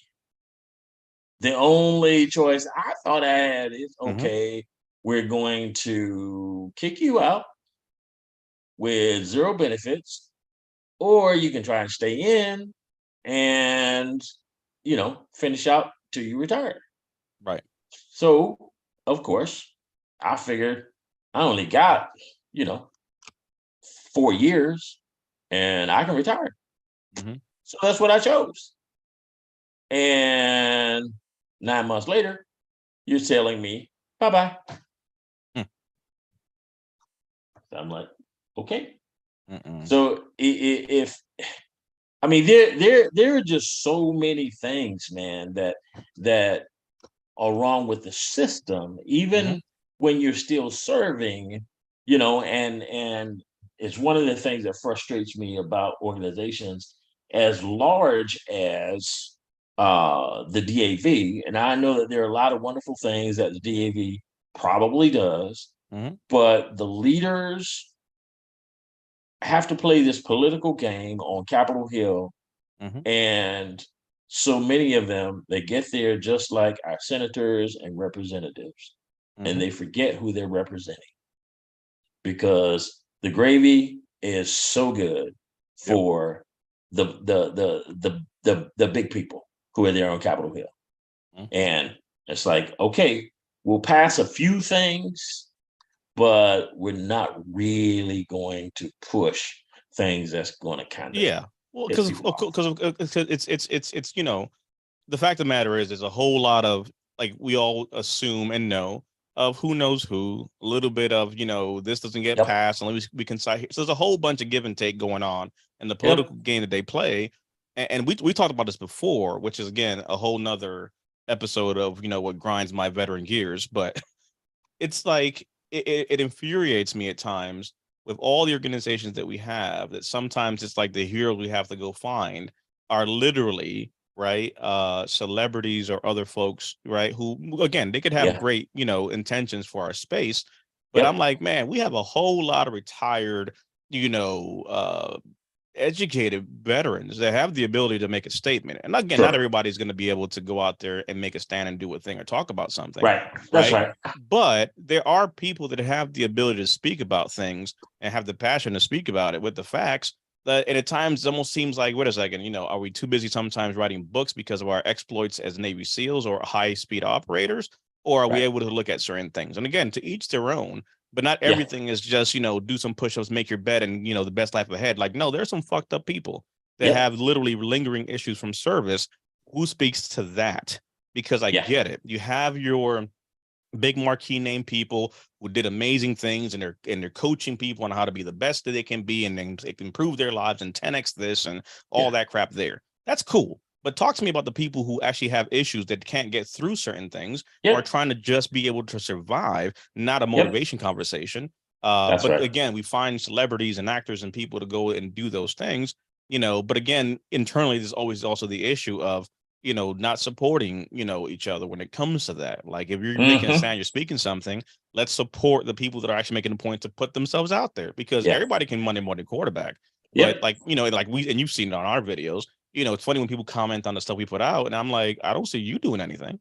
That's right. It's real easy to say, well, DP this or DP that. I'm like, I just literally checked your profile, and you supposedly, with all the background you have, Mr. Retired Raider or whoever the hell you think you are, I've seen not a one iota of help That's you've right. ever done. That's So right. help me understand how you get the galls to respond to this video with hundreds of thousands of views and comments to try to make a point to say something. Man, shut the hell up. And that was a reason that I wrote the comment that I did on LinkedIn the other day, Mhm. because see, I see a lot of stuff on LinkedIn. Yep. And I see a lot of people jumping on the bandwagon. Oh, of course. And I'm like, okay, even if you didn't serve, you know that this stuff is real. Yep. But all I hear is crickets. Right. And so, I and hear- what's I hear funny, nothing. and I would add to that, Vernon, too. And again, maybe it'll happen one day, but so when you look at the trajectory of how certain individuals, right, are able Yes. to, get a bigger audience, right, in the world, Yes. Yes. among people, it always starts in very, very similar ways, right? It happens to Yes. be, and again, I'm not throwing shade, because I do respect a lot of these individuals doing amazing things in their sectors. My point is this: let's just say, for argument's sake, that you are this mainstream person who has a podcast and is very well known and all this shit. And you bring on these high speed operators, right, to tell stories of war stories and all the amazing things they did in combat and all that crap. And because of the fact that they came on your podcast or your show or your platform or whatever you do, right, it Right. gives them now this awareness to the masses of like, Yes. oh wow, I never knew of so and so, but now you've been kind of put on, right? Yes. And Yes. it always baffles me that it's like, there's more to the military than operators, quote unquote, right? Right. There's other people who've done some amazing things, or who also would equally be able to go to these platforms and talk and have a conversation about what actually Sure. is happening. Sure. Because, hey, look, I get it, dude. You did great things over there, and that's fine. But what ends up happening sometimes with some of these, big name, vets that did things, it's now they're selling services, and I'm not downing that, but they're Sure, selling sure. services and they're doing things to the public, and the public loves that. I want to, follow the Marine Corps way, or I want to follow, the Yep, Navy yep. SEAL way of doing stuff, and it's gonna make my Yep. business better. And come speak in my conference. Got it. But my whole point is stop thanking us for our service, because there's also issues that we have, but you don't want to hear that part. Because I'm not here to try to sell you a book or do a thing or That's tell you right. 5 ways to Monday to get your business 10x to do a thing. How about you guys pay attention to what's happening over here? They're lying to you. The system is wrong. It is broken. You're being sold this whole things are going to get better for veterans because we're going to do this stuff. And I'm literally showing you a report that shows 67% failure rate and a sample size of claims that were wrong. So veterans are finally getting the courage to file for things, right? Your grandpa, your uncle, all this other stuff. They finally filed the claim and got denied because guess what? The VA did it wrong. Right. The end. Right. So being able to have these conversations like, hey, you know, I'm all for that, but can you carve out a little space for folks talking a little bit about this stuff? Because when we talk about it, all of a sudden it's like, I never knew this stuff. Of course. But because we're not here, you know, showing, you know, skin and doing all the things that social media tend to, you know, I mean, it just gets kind of brushed away. But I would challenge, you know, these bigger, you know, channels that supposedly are very friendly to our space to look beyond just the same people all the time. Like you mean to tell me that you can't find another goddamn veteran come and talk about this? It's always the same damn person who has obviously an agenda or who's already been bought or who has, you know, whatever. That's what I'd like to see in the world as a whole, right? Like I'd love to see people from different backgrounds go like to the Joe Rogan podcast show, to the Tim Ferriss podcast show, because that's how Jocko Willink got out there, right? The Tim Ferriss, boom, blew up. Love the guy, love what they're doing. My whole point is there's so many more, especially when you look at some of the other yahoos that tend to pop up on these platforms talking about stuff that's like, this is who you brought on? Right. Come on now. Right. You know, but to the point he said earlier, that's how hopefully we begin to have a conversation beyond the veteran circle, because like you said, if we're just arguing, we're just disgruntled veterans who are pissed off. But now when the masses who are not veterans see this, say, wait a second, I voted for so-and-so, or I thought this was happening. Wait a second. What do you mean that didn't get fixed? What do you mean the record system is not working? What do you mean that claims are being adjudicated wrong? What do you mean that veterans are dying, trying to get rated and pass away, and their widows are left there pretty much holding the bag, trying to figure out who's going to help me do a thing? Those, you know what I mean? So to your point, those are the things that's like, it has to be conversations that are happening beyond that. Like, I get it. There's all these military organizations, but I don't care about those balls or those conferences. Point me to the direction of civilians. Point me to the direction of where real people are at who need to hear this, because it's literally a vacuum echo chamber of the same people talking to each other, and nothing ends up happening. Like, look, I'm not here to compare myself with you guys. Screw that noise. I'm gonna talk to these folks over here about, hey, we got good people here that need attention, they need help, but look at us.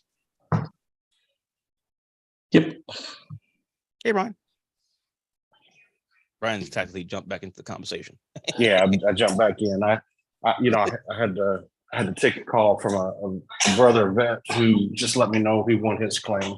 Went from 0 to 70. So from what to what to what? From 0 to 70. 0 to 70. Oh, that's excellent. Win. Yeah, man. Oh, hold on. Where's my little microphone at? Hold on. Oh, Vernon didn't see the microphone, did you? My spouse. And we are ready for Colorado. So, congratulations to Wonder Plan. And here's the truth. Thank you. This will be in full effect in Colorado. So get ready. I'm gonna hand over the microphone to Vernon randomly. Like, Vernon, go ahead and say a prayer. Let us bow our heads. Heavenly Father, thank you. But did you get that for Christmas? Oh man. But nah, awesome. Congrats to that guy, man. That's awesome. Well, and he, in fact, actually, you know, he struggles with things just like the rest of us do. He's been dealing with things since I guess shortly after the Vietnam War. But you know, he finally got his PTSD service connected. Good. This last, whenever I started working with him, you know, he it took them since March of last year to finally get this decision back. So Mm, you got to give them a good back date on it. nice. Yeah. Congrats to him. That is a win. Yeah, man. That's Here's great. my little bit horn. Yeah. So, I like it. That Yep. is good. Absolutely. And it was because of a buddy that, another vet that I've worked with who saw a buddy who needed help. And he Yeah. got him into the club. Yeah. Mhm.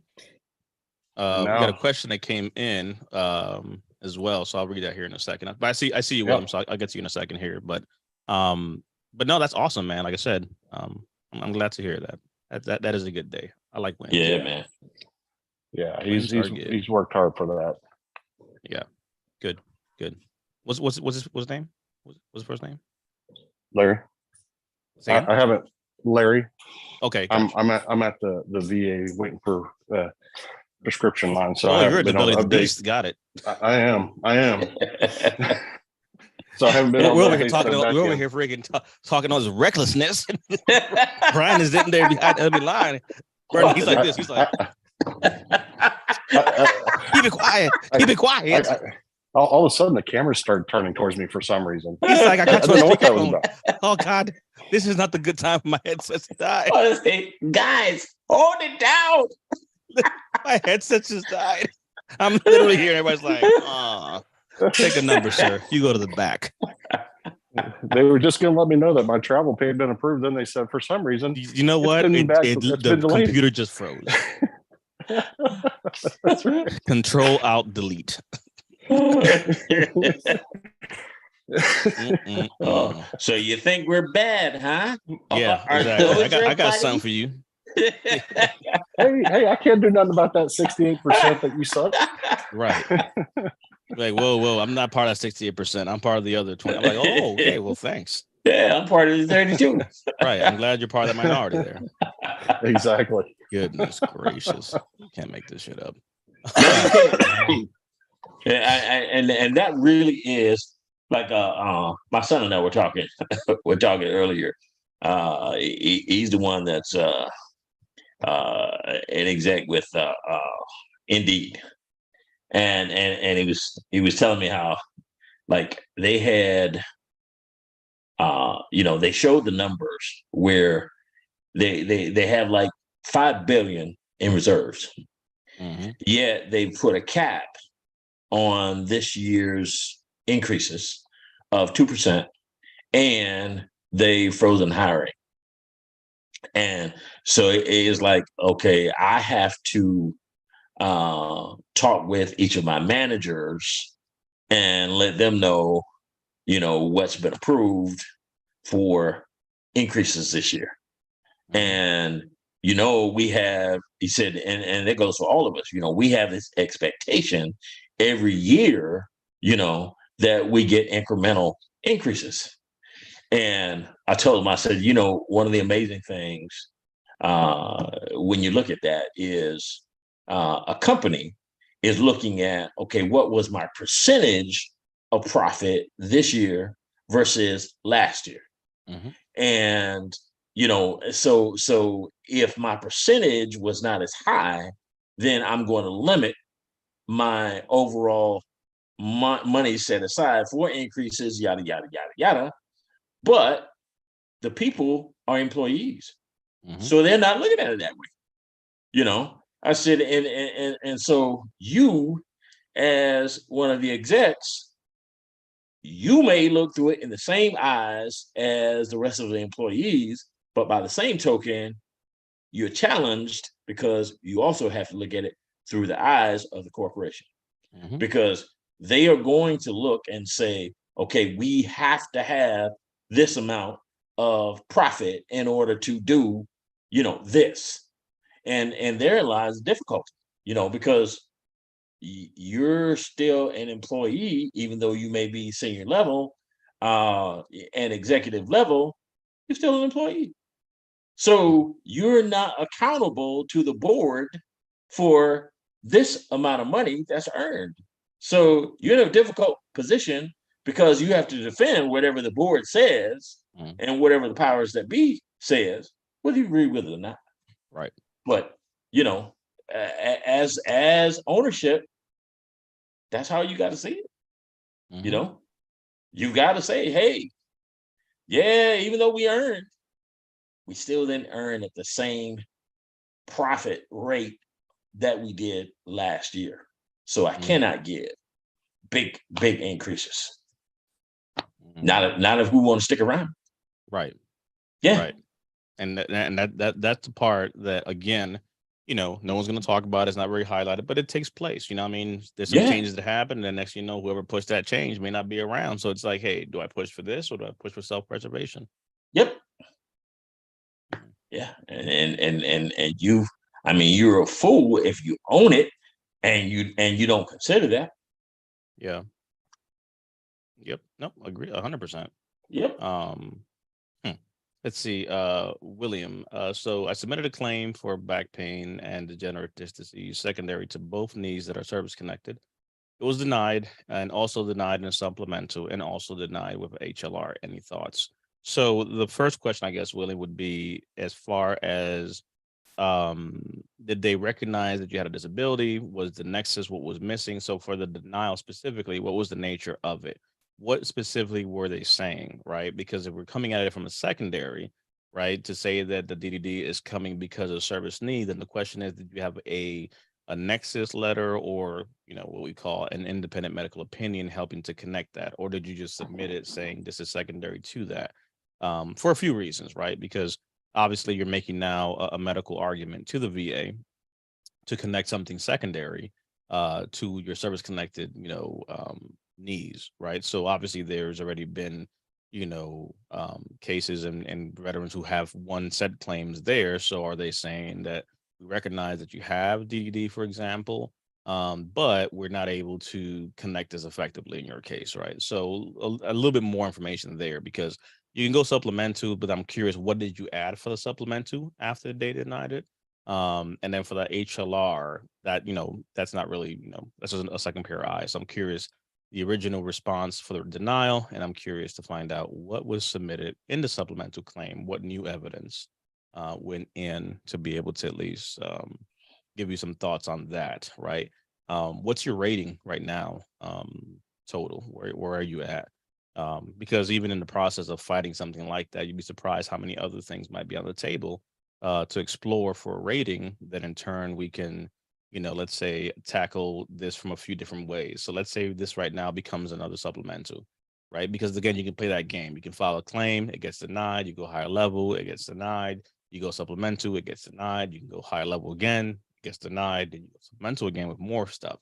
At some point, you may be able to go to BBA and go to the judge that way, but you know, want to make sure we rule out all possible ways for a supplemental. But while that's happening, there may be other claims that can go in as primary. So literally, you know, strategically, you can have an appeal in for a supplemental. You can have a brand new claim secondary to which your service connected, plus including some potential, you know, other secondaries. So 3 ways to kind of, you know, slice that there. Let's see. Nexus was submitted, working on a rebuttal from my doctor, a supplemental I submitted, and a statement from me. So your personal doctor did the medical opinion, correct? And it's funny. So I'm actually going to do, I don't know if it's going to be the 21st. So I'm actually going to do a workshop on claims on the 21st of this month. My intention is to really hit a nexus specifically, but I'm going to do a workshop, if not the 21st, you know, 21st might be a little bit of claims, you know, deep diving, CMP deep diving. We'll talk some buddy letters, and we'll talk some Nexus, but I'm going to do a class specifically on Nexus letters because there are certain elements that are needed for a Nexus letter to be effective that sometimes are not in place. So while your doctor wrote you a letter, then what I look at, for example, is what exactly was missing in that opinion. Was the rationale, right? You know, sound, strong, worded right? You know, are certain elements being met? So there's certain things that have to be in a Nexus letter to be, you know, effective, to put it that way, right? And obviously being in the business for a while, I've seen, you know, a slew of these things in different ways. So I think doing a workshop on Nexus letters, showing a veteran what exactly is required for a Nexus letter, and then being able to take that information, let's say back to your doctor, that's going to be more effective, because a veteran doesn't really know a lot of what they need sometimes in the claim process. So when you're asking your doctor to help you, it's like the blind leading the blind. So it's like, no, I have to teach you almost how to, what is a nexus letter? What are the components of a nexus letter? Because it's 4 key things that have to be in there. And then be able to talk to the provider as to what exactly is that opinion for the veteran. Because for most doctors, sadly, if they're not aware of the veteran space of the VA, they just pretty much, think disability, Social Security. And that's not the case, right? So there's obviously a licensure, conversation issues and things that have to be put at rest so that a doctor, with proper credentials feels comfortable to be able to provide said opinion. So that's a workshop that will be coming online here within the next few weeks. But yeah, I'm curious to find out the pieces there for that letter. Hey, MG, what's going on, brother? Savannah, Georgia in the house. Happy New Year to you. Cool. Okay, let me see here. Dun, dun, dun, dun, dun, dun, dun, dun, dun, dun, dun. Nothing yet on TikTok, Brian. That part. Damn you. Hell. Let's see. Just catching up with some of the comments here. You're welcome. Well, yeah. But yeah, so a few ways for sure. A few ways, that I can be kind of handled there. But yeah, keep me posted on kind of how that goes. But in the meantime, there may be some other things also that you might want to explore as well. Again, depending on kind of where you're at, goes. So that's one of those things where it's, not knowing where, where someone's at or kind of what their ratings are, you can't really look at, okay, we'll try this. Already got that one. Never mind that. You know what I'm saying? So it's a few ways to look at that there. But yeah, no, we push back, we reset and kind of regroup and we come back at it. All righty. Let's see. We got Reggie's on the call real quick with a client. We got a win from another vet, so that's cool. Brian's in the belly of the beast over the VA, so that's awesome. Doom, doom, doom, doom, doom, doom. Let me see here. And we are preparing for Colorado. So that'll be a cool trip. Got some vets that we're gonna link up with while we're out there. So good fun things ahead. Let's see here. But yeah, if you're not subscribed to our newsletter, we'll try to make a point to add you all.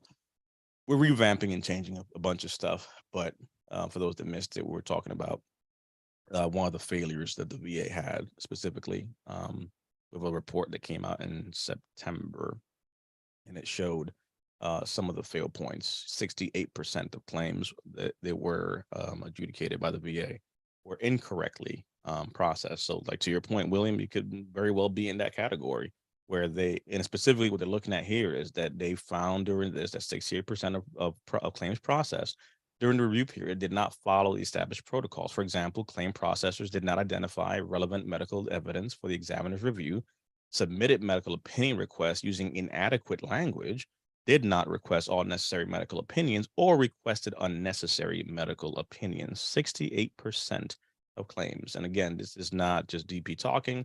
This is the OIG's office looking at what the BVA could do to improve the accuracy and completeness of medical opinion requests for veteran disability claims. That's kind of a big thing. So it's not you can improve. 68% were jacked. Improve, overhaul the shit.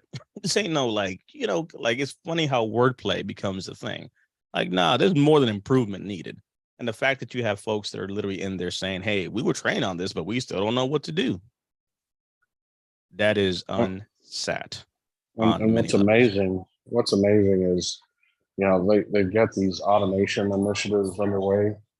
Anybody who knows Process 101 knows that if you can't do something manually with accuracy and efficiency, how are you going to improve that with automation? Yep. So it's just going to create a bigger pileup and a backup of processing records. Yeah, no, it's and again, it's baffling. But this is some of the stuff that came out of the report. Some of the recommendation: the VA has 3 plan enhancements to electronic systems, support medical opinions and requests. Expected to deploy is October. First of all, you have 3 plan enhancement to the electronic system. First of all, the electronic systems are very shit, and the upgrade to the record request is a whole record system and medical system is a whole different thing. But again, great. That sounds real cool. So you found something in that short time frame and immediately you're implementing this thing. Check. Let's see the update then.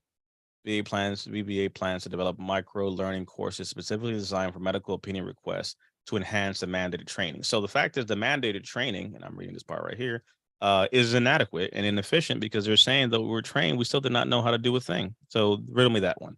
But now we're going to go ahead and add micro courses because guess what? Death by PowerPoint makes things much, much better, but they're cool. They're interactive now, right? Lord. The course will be assigned to all claim processors responsible for reviewing, blah, blah, blah. Be able to demonstrate success of the training through assessments. They complete this action by December 31st. All right, let's see it. BVA will strengthen monitoring controls by modifying the existing quality review checklist to identify medical opinion request areas in need of improvement and so forth, blah, blah, blah. Again, being someone that worked in policy and done stuff, in my previous life, like, again, all these things are always, flowered with very nice things. And we've identified a problem and this is how we could fix a thing. And here is what was going to happen by a certain date, etc. And then it just goes quiet and nobody talks about it anymore. Unsat. But yeah, this is, this is jacked. Let me see here. And this is the part that kills me here.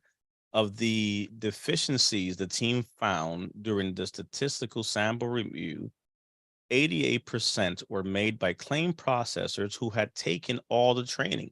That's the part where I'm like, what in the, Colorado Hills are you smoking? Because 88% of claims processor who have taken all required training had deficiencies in what they were doing. Again, this is not like, and again, that's what it baffles me. So 67% of claims had issues. And then we're looking at, out of those, 88% of the claim processors who were trained to do a thing, they didn't know how to do a thing. And the solution is hire more people because then we'll have more hands. Sounds to me like a whole lot of new people don't know what they're doing, coupled with people who are trained to do a thing who still don't know what they're doing. Check, got it. But what the hell do we know, right? It's baffling, but again, we've kind of taken this together and put it into the last broadcast that we put out, but there's a series of videos and things that I'll be creating and content about this because there's the healthcare side. There's just so much stuff. But it's not sexy stuff to talk about because people don't care about it unless it impacts them, so, but we'll keep on, doing what we do, but this is just very, very upsetting. So I don't like it. I don't like it at all. All right, let's see here. I'm back. Oh, snap, like a ninja rolled back here. The AMG, the mustache. Yeah, Golly. spoke to another cat. His name was Reggie as well. Oh, well, not namaste, my brother. and welcome back to the live. This is awesome. I appreciate you dropping this information too, because I was on the phone with this brother Reggie, and I was talking. It's more than just the benefit side of stuff. It's also looking at what's in it for the family, and he didn't even know about the stuff with his kids, the Champ VA, the tuition. He didn't know none of that. So he was like, "Wow, the identity, it's deep." Well, you don't know what you don't know. Like that video that I put up, like just 5 benefits. There's a whole bunch of benefits. The fact that people don't know that they have access to things, right? Dental, vision, property taxes is not the only thing. When you look at also, having Champ VA for your family, you got veterans out there literally killing themselves trying to hold on a job needlessly to just hold on to health insurance. Like, look, I can't do this anymore, but if I don't work, I don't get health insurance. And the way the thing is set up, and you're sitting there like, ain't you like 90%? Like, what is going on? Even procrastinating on these other 3 things, like, help me understand what the process is here. Do you know that these things are available? Next thing you know, a whole different conversation. So, that, access to like the commissary piece, which I think is funny. So it's funny because I dated myself. So in the video, I updated it for the other platforms, but and that's not even counting the other video I put up, which is about the guy who's, crying, breaking down about basically the appointment situation and all that stuff, which is a whole nother can of worms. But access to like the commissary and having ID cards for yourself and your dependents is a big one because veterans can go to like the commissary, but if you're 100% P&T, you get not only you get an ID card, you get a a DOD. Now they're using the US ID card, the white cat cards. So the tan cards, blue cards, and all that stuff is kind of being phased out. But the new cards coming out, actually, I got to make an appointment because they're giving us 4 years to update the tan cards. But you get a card, wife gets a card, kids get a card, husband gets a card, that kind of stuff. So that's different from just regular vets who can go because they're veterans and they're rated. If you're 100% PNT, you get the ID card, which gives you access to the base and things like that, and you're also getting ID cards for your dependents. That's a big thing too for some people. So, people just don't know what they don't know, not including benefits, school, and all the other stuff. Hey, does that include MWR, like the MWR events that they have? You got an ID card, you got access to the base. You can get on it, it's a DoD thing. So the same way retiree can jump on board and do things, and I'm sure obviously there may be, if there's things like that. I've never seen an instance where they push people out, but if there's MWR events and you're close by a base and you want to go, they may have, let's say, preferences and details, for availability. So let's say, we can have capacity of 100. Well, they may have a system of, tier 1, tier 2, tier 3. If there's something like that, but for the most part, I don't see anybody pushing back, for that, because again, you have access to all these things. That's awesome. Mm-hmm. Yep, and you can get durable medical equipment even if you're not service connected. But yeah, once you, like I said, all that stuff's covered. There's, I get all kinds of crap covered and done stuff that I'm not rated for, because at that point now your healthcare is completely covered on the veteran side of the house. So yeah, prosthetics, all kinds of stuff, medical equipment things. You'd be surprised at stuff that they can send you. It is just, it is robust. Even though unless you're Uncle Vernon. You don't get the daggone alpha stem, which he still hasn't got it. I don't understand this.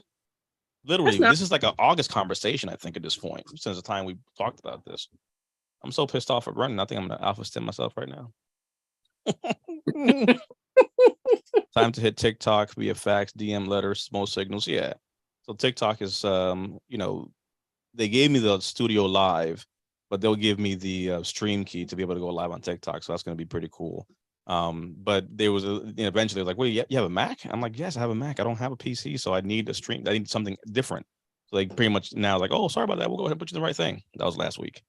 So wow. I'm gonna fire off a message here in a few because it goes, it's the holiday, New Year's, and all that stuff. So I'm pretty sure they're backlogged. But once they give me the stream key, the same way right now we are literally on, what is it? We're on YouTube, we're on Facebook, the public Facebook, the group Facebook, the page Facebook, LinkedIn, and Twitter, and then we'll be on TikTok too. So we'll be all over the place. So we everywhere.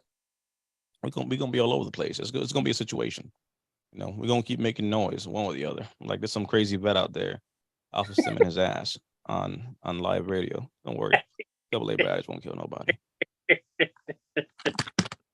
So if you guys have never seen alpha stem, that's really all it is. Boom, it starts off. Hey, you could combine you could combine an ASMR with an alpha stem session. Yeah, you maybe you with the definitely Colorado. I'm going to combine it with this. 1, 2, 3, 4, 5, 6, 7, 8, 9, 10, 11. Dude, that female voice just freaks me out. That's just. You are feeling tired. Your eyelids are getting heavy. Slowly, you feel Reggie's mustache begin to fade. You got 30,000 followers on TikTok. You do a few live sessions where you're doing that with female voice. You're gonna wind up with 60. Who the hell let this guy in the goddamn building in the first place? Like, hey, I don't know, but we're here to stay. You have to rip this from my dead cold hands.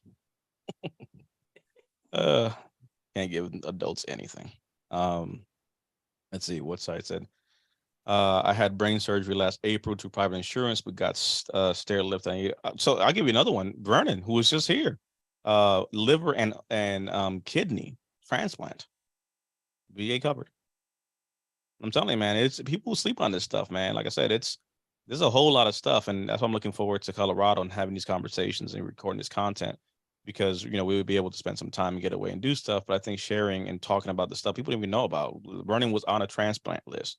2 organs. The time it took him to get that, man, look, people don't even know. You know what I'm saying? Like the cost of that whole thing, I think he said is almost in the and the, you know, one and change million or so, whatever the price is of all that's kind of gone into his care post and all that. But man, look, get your ratings, people. That's what people told you. I think he got those quicker than I'm getting my prescriptions today. Say that one more time. Say again. I didn't hear you. Yeah. I said I think he got those transplants quicker than I'm getting the Oh, prescriptions yeah, today. yeah, literally. He definitely got the transplant much quicker, days.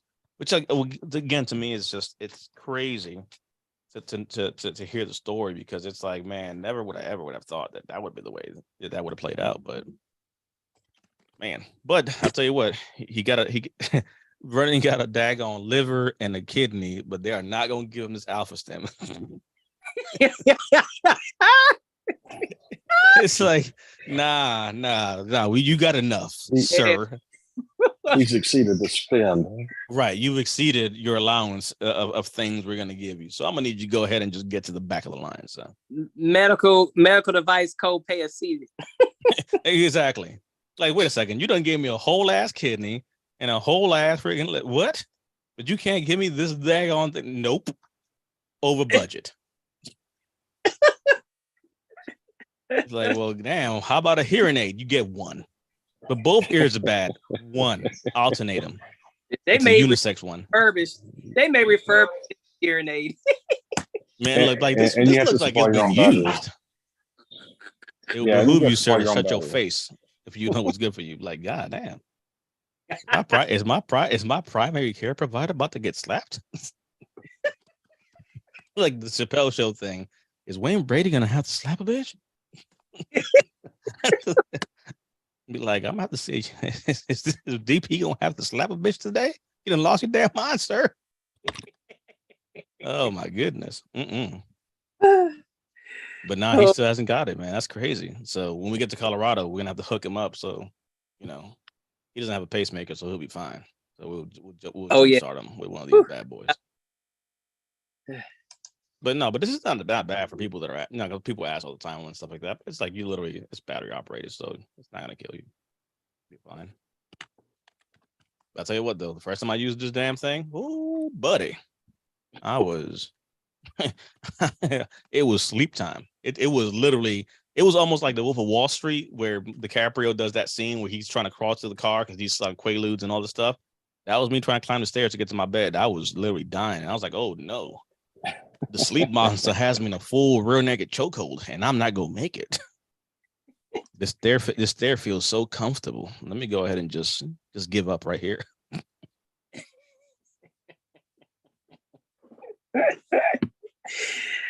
Oh boy! On a separate note, Brian got a win just now, so he took a call, got a win. So way to go, Brian's coming out the gate, you know, freaking valiantly on his steed. That's right. And yesterday doesn't count because it was officially a holiday. So that is also true. So the first work day of the year. Mm-hmm. Hold on. He had just gotten out of inpatient program. And he's like, dang, yep. Rolled out. He's like, there you go. Well, that's awesome. If anybody's wondering what Brian Lofton's horse looks like, there it is.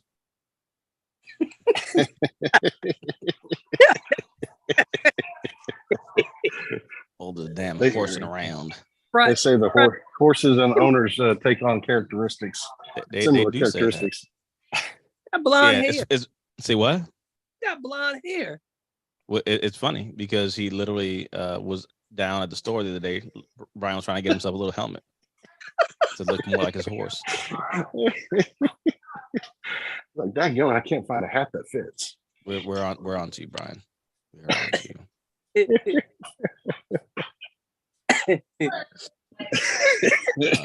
Oh man. Yeah, I'll tell you what. I don't know what Reggie's over there laughing about. Oh shoot. Oh Lord, I should have been quiet.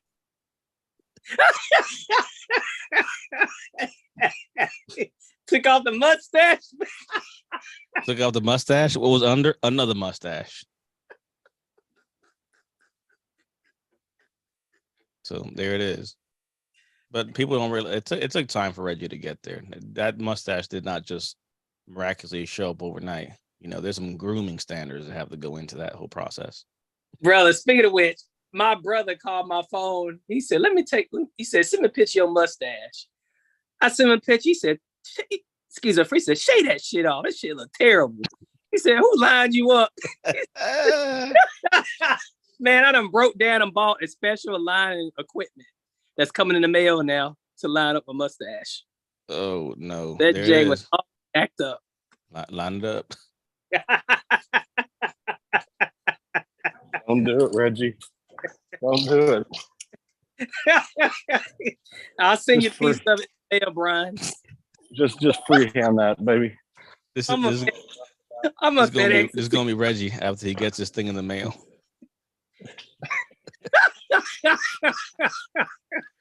You gonna wax tip it. Like, what kind of beard wax do you use? Special one. You're gonna be refined gentleman. 100%. The next Friday Night Live, Reggie's gonna be ready to go.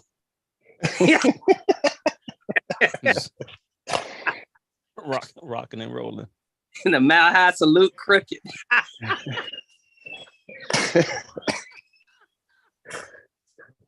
Like, man, I never knew Reggie had Indian roots. Well, he does.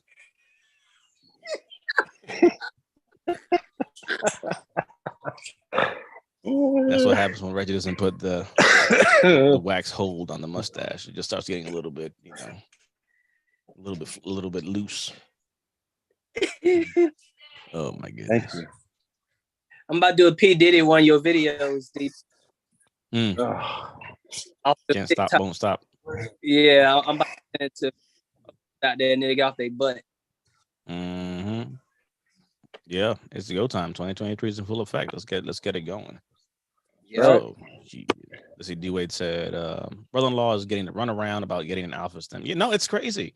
Supposedly, you know, Vernon applied for it and they told him that there was no record of him asking for it. The thing is, we all, like, literally, it was Reggie, Brian, and Amy, I think. All three. No, it was Reggie, Brian, and Vernon. The three of you guys ordered it at the same time. That's the part that's crazy. Right.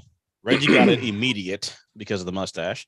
And Brian had to go take 3 sessions on how to do what I just did. You know, like, literally, first session was this, the right ear. The other session was, you know, the left ear. And then the third and last session was turning it on. There you go. I'm like, what the heck? Had to make sure I was properly oriented to the device. Yeah, seriously.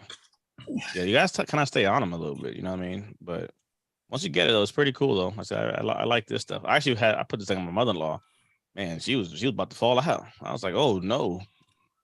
We are not going to have a casualty here because you want to fall asleep now. Oh, I remember that. She was relaxed out in the chair and everything. She was literally just like.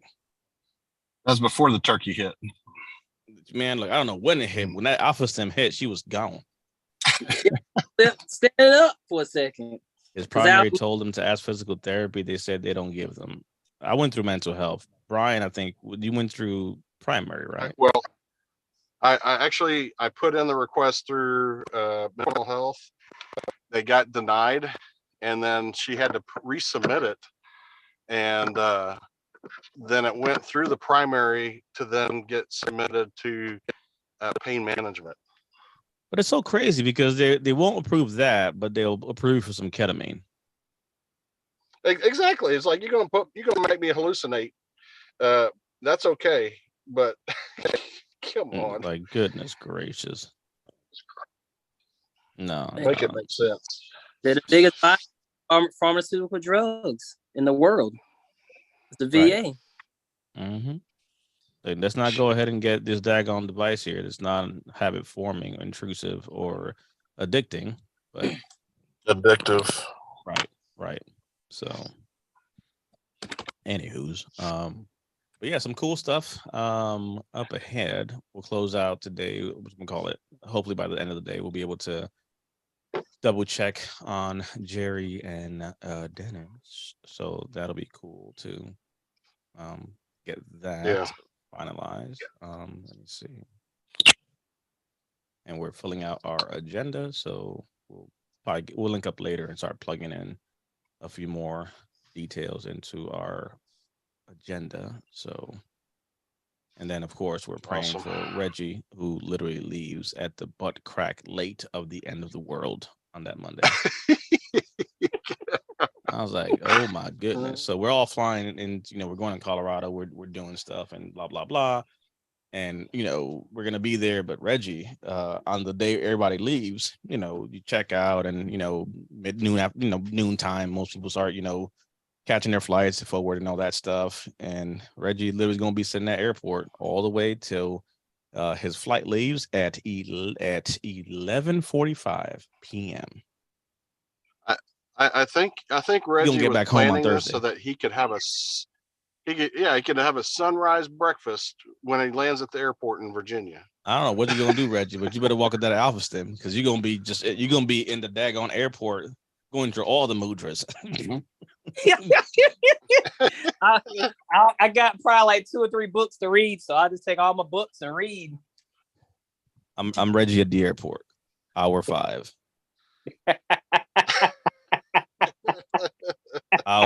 hour 10.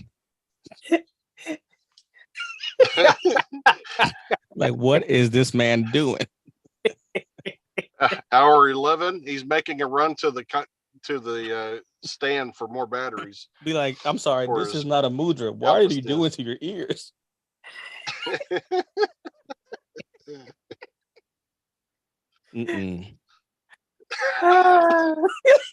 So yeah, that'll be interesting for Colorado. But yeah, so check in, and then we'll fill out some more details for today. But we'll get with Amy, find out about pictures on Saturday. We'll find out to see, like I said, I'm thinking if we could at least get, I said I don't expect if Jerry and Dennis can make it, they'll be there for the whole time. But at the minimum, if we can try to coordinate at least to have them there for like that Friday, Saturday, Sunday. I mean, again, it's a quick flight, so it's not that much for them, hopefully. But it'd be cool to at least get them, for that Saturday to be there and just partake in, the karaoke. Oh, so that would be awesome. That's gonna be an interesting. Yeah. So we'll close that loop here today, but I like it. You're gonna need to bring that microphone with you, DP, for the voice. I think so. I will be ready to go with the party machine, apparently. So, there it is. Like I should make a whole point. Like the minute I just leave the house, just start walking around with it, just randomly.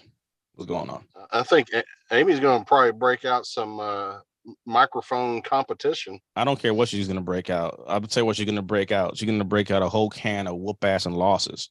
Regrets is what's coming Amy's way. Regrets. As simple as that. Because guess what? My microphone has batteries. Amy's been showing up on Friday Night Live for the past 10 years without batteries. You see me? Day 1, batteries.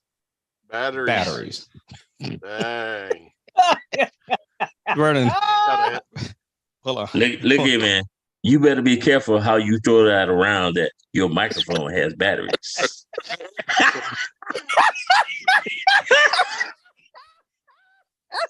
That thing start vibrating. They're going to think about the hell and give me a heart attack.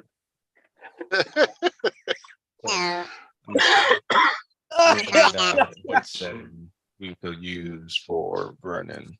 I'm finding it. Hold on. There we go. I'll say it. Oh no, man. I'll say it in the nice voice so that Vernon doesn't feel offended. But when you left, we kind of make a point to talk about the fact that the VA has not given you your Alpha Stem, but apparently they gave you a liver and a kidney. So you exhausted your cap of things that you can get. Make it make sense. How does Vernon get a kidney and a daggone liver, but he can't get an Alpha Stem for crying out loud? If Vernon goes in there and says, I have hearing loss, they're like, sir, you're over the quota. You get 1 hearing aid. Swap them.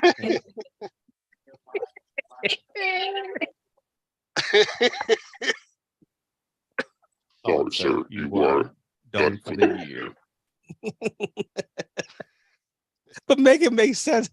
Vernon spent all of 5 hours waiting for a transplant, and he's waited longer for the alpha stem than he's waited for the damn transplants. I'm telling you, man. How? You can't make that stuff up. Like when you talk about how jacked up the VA can be, make Right. that make sense. Right. You got not one organ, you got 2 organs in a matter of days. 7 months later, you still waiting. Right. You can't script that stuff, man. No, Mm-mm. like I'm sorry, but who's in charge of this? Right. Oh, Yeah. oh my God. I But can't. I guarantee you that they all want raises Of course. this year. Oh, of course. Oh yeah. Oh yeah. You did a good job last year. Kept us under budget. Did a thing. You know, let's Yeah. go ahead and get you a raise there. SES Yeah. so and so. Yep. Hey, they got to be able to step up their solitaire game. Right. Right. That's it, Brian. These you know, and as we saw in the video, these appointments ain't just gonna push themselves out and cancel, you know, automatically. No, you know, Sure. one of the first glimpses at how broken the system was for me was September of 09. I did a sleep study, and they said you know, it should be results. We should get the results back in about 4 weeks. Okay. So October rolls around, I still don't hear anything. Mm-hmm. November rolls around, still don't hear anything. December, and I'm calling now every month to check to see, hey, did you guys get the results yet? You get the results? So December, I call and they say, well, we still don't have the results. And it was said, no, we have the results, but a doctor hasn't read them yet. Mm. And I said, what does a doctor reading them have to do with anything? You did not have, was there not a doctor at the sleep clinic who could read them? Yes, but and then they come over here to the, you know, to the VA because they sent me to an outside sleep clinic. Mm-hmm. Yeah, but then once we get them back, then our doctor here has to read it, and they have to put in the order for your machine. Mhm. So finally, on December 28th, the doctor gets around to reading it and saying, "Okay, we've ordered your machine. Yes, you do need it." So the person representative calls me, lets me know this. And they say, Mr. Cooper, we'll call you back in a few days to schedule your appointment. Anyway, I'm like, supposed to talk about why can't we do it now? how to go from Well, we have to send it over, to another department. Okay. We're not gonna fight today. Right. So then the next week they call me and Mr. Cooper, we need to go ahead and schedule your appointment, but they told me how many times I stopped breathing, and we want you to know that it's important that you use this machine because if you don't use it, you could die. Okay, I could die. Okay. Alrighty. So, how soon can I get this machine? Right now, Mr. Cooper, is January, and we're scheduling appointments for June. Oh, yeah. Right after you tell me that I could die if I don't use the machine. Well, I guess I'll hopefully I'll be around.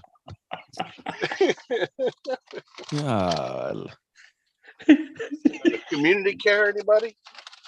Hey, you brother. can't make that up. Someone actually Right. commented that on Instagram and said to the video about the cancellation stuff. He said he, during the pandemic had a negative, it was really down and was kind of really having thoughts. And he's like, he was scared that he was having this. So he called the hotline because he felt like, hey, I've never called it. But if there's ever a time to call, it's now, because I don't know what's going on, right? The world's Yeah. closing, pandemic, COVID, all that crap. He calls.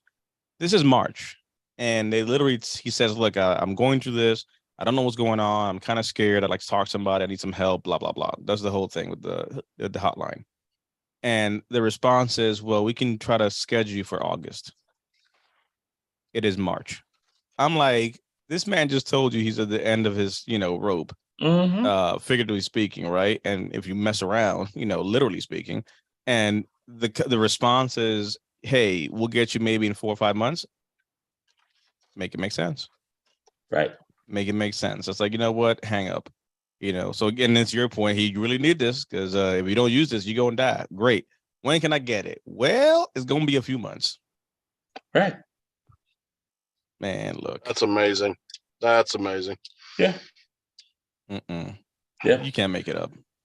Right. So and so now, I mean, you say that to somebody like me, and I'm like, okay, so help me to understand how that makes sense. So then the person just gets quiet. And I said, that's not a rhetorical question. Right. I'm waiting for your answer. Well, Mr. Cooper, don't shoot the messenger. Hey, I'm not shooting. I asked you a question, and I want you to help me to understand how it makes sense. Well, Mr. Cooper, we're not supposed to render our opinion. Fine, don't render your opinion. Tell me what you would do if it was you. Right. Would it make sense to you? Well, no, sir. Okay. But it's supposed to make sense to me. Right. I said, okay, so what would you do? Well, Mr. Cooper, you can always call the clinic every week to see if we have any cancellations. Okay. Now we're talking. But if I didn't push, you wouldn't tell me squat. So like you I still didn't get it until even April. Even if you want to. Yeah. Still didn't get it until April by virtue of calling every week to see if someone had canceled.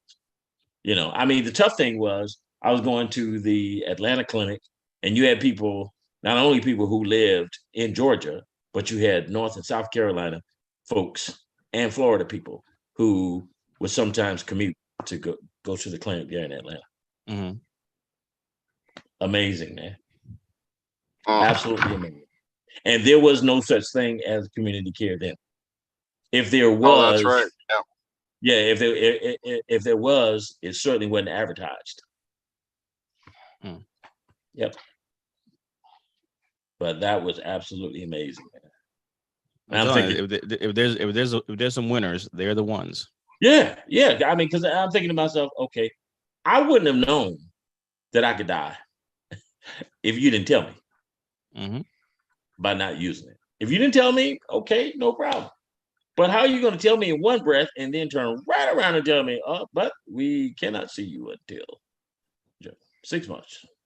Thanks a lot. Yeah. Yep. Good people. Hey, hope you don't die. Yep. But hey, it's a good thing that you're still alive. So thanks for being here. Thank you. Yeah. We're glad that you didn't check out. Well, and again, the cynic in me wants to go back to saying, wait a second, Vernon. Now I know this class when we talk about these numbers, now I know that when they said there's 19.5 million veterans and by 2028 we'll have 16 million left. Yeah, you were in that 16, you were in that 3.5. You was losing that 3.5, about to go ahead and check out, waiting on that damn machine.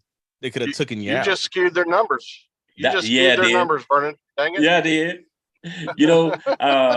I don't know if you guys ever watched this old movie Longmire. I think it's on Netflix. But anyway, and I was watching an episode, and this guy, he owns this big company, and his right hand man needs a kidney transplant, and so he puts out this memo to folks in the company, blood drive, and making an attempt to make it look like he's trying to help the guy get a kidney. And then he tells the guy that no, there was no one who qualified as a match. He's lying, and the man's son finds it out that he's the one that's a match. So Then he plans a hunting trip, because he's a big braggart, and all this kind of stuff. Anyway, make a long story short, the right-hand man's son captures him, drugs him, captures him, and has a surgeon to remove his kidney and give it to his father.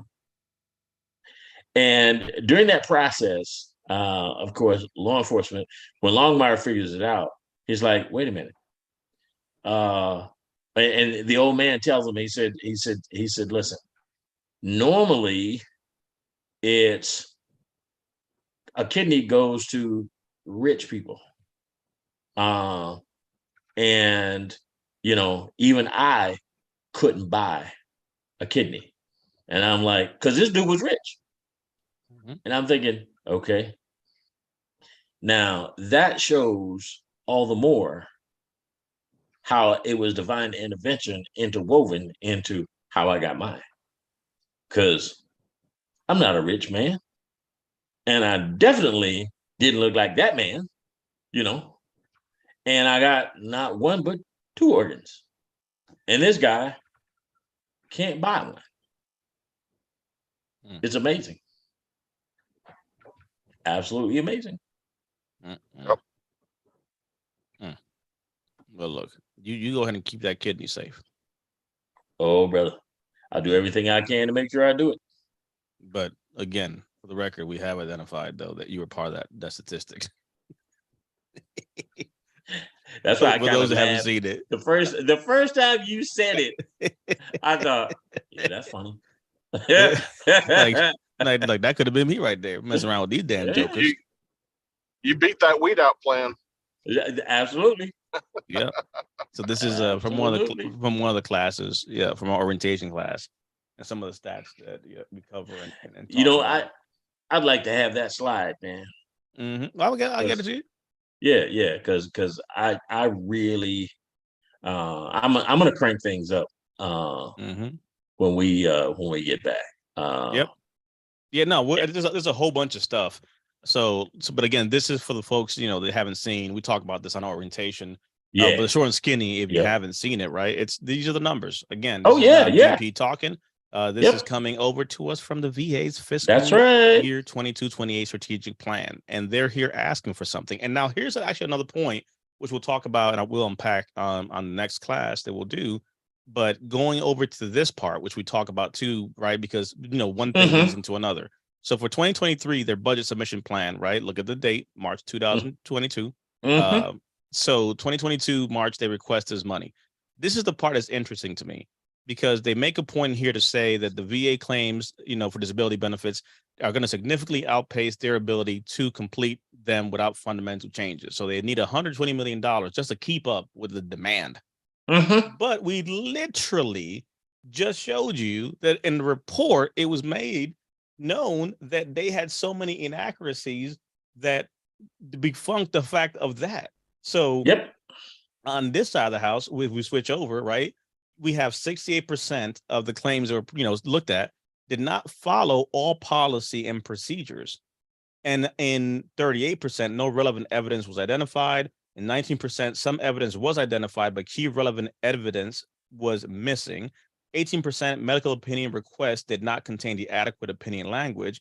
12%, not all warranted medical opinions were requested. Like, like this is just staggering stuff. Like the 68 is crazy, but there's other numbers in here. We're like, wait a second. So you can tell me that warranted medical opinions were just not not requested. And these are the people you have. So again, on one instance, you're telling me what you're going to do when you get these shekels and what you're going to do with this money. But then on another one, we realized that, hey, even in the review, we're seeing you're not doing that thing. So what that 120 million going to do? Come on now, people. Like there's a whole lot more going on here. But hey, you're going to have more warm bodies, but they're going to be just as stupid. That is correct. Yep. But so we'll update some of that because again, even like our stats for like the backlog and stuff, we'll update that information too because that's a whole nother thing. And then for y'all out there soon, you'll see something like this. So this will be a little preview for y'all. But as far as some of the different membership offerings that we'll have, so our entry, our mid, our premium, So that's some cool stuff that we have there. So there's your sneak peek. Boom. You don't see it anymore. Mhm. And how we make the donuts on our side of the house. So some cool things that are underway. But man, that is just ridiculousness. Yeah. Oh, man. But Absolutely is. Man. yeah. So but we're gonna link up sometime probably today. But we'll see how it works out. We might probably just put up to tomorrow and kind of go from there. But we'll finish working on the agenda. We'll get the stragglers for who are traveling to Colorado. So did our resident green card holder, is she gonna be able to make it? Well, look, you know what? As long as we ain't calling immigration, I think we'll be fine. So, I'm feeling, it's 2023, so I'm trying to start the year off on a positive note. So I'm gonna put off calling immigration till at least February. So, well, I was gonna say I'm not gonna call ICE.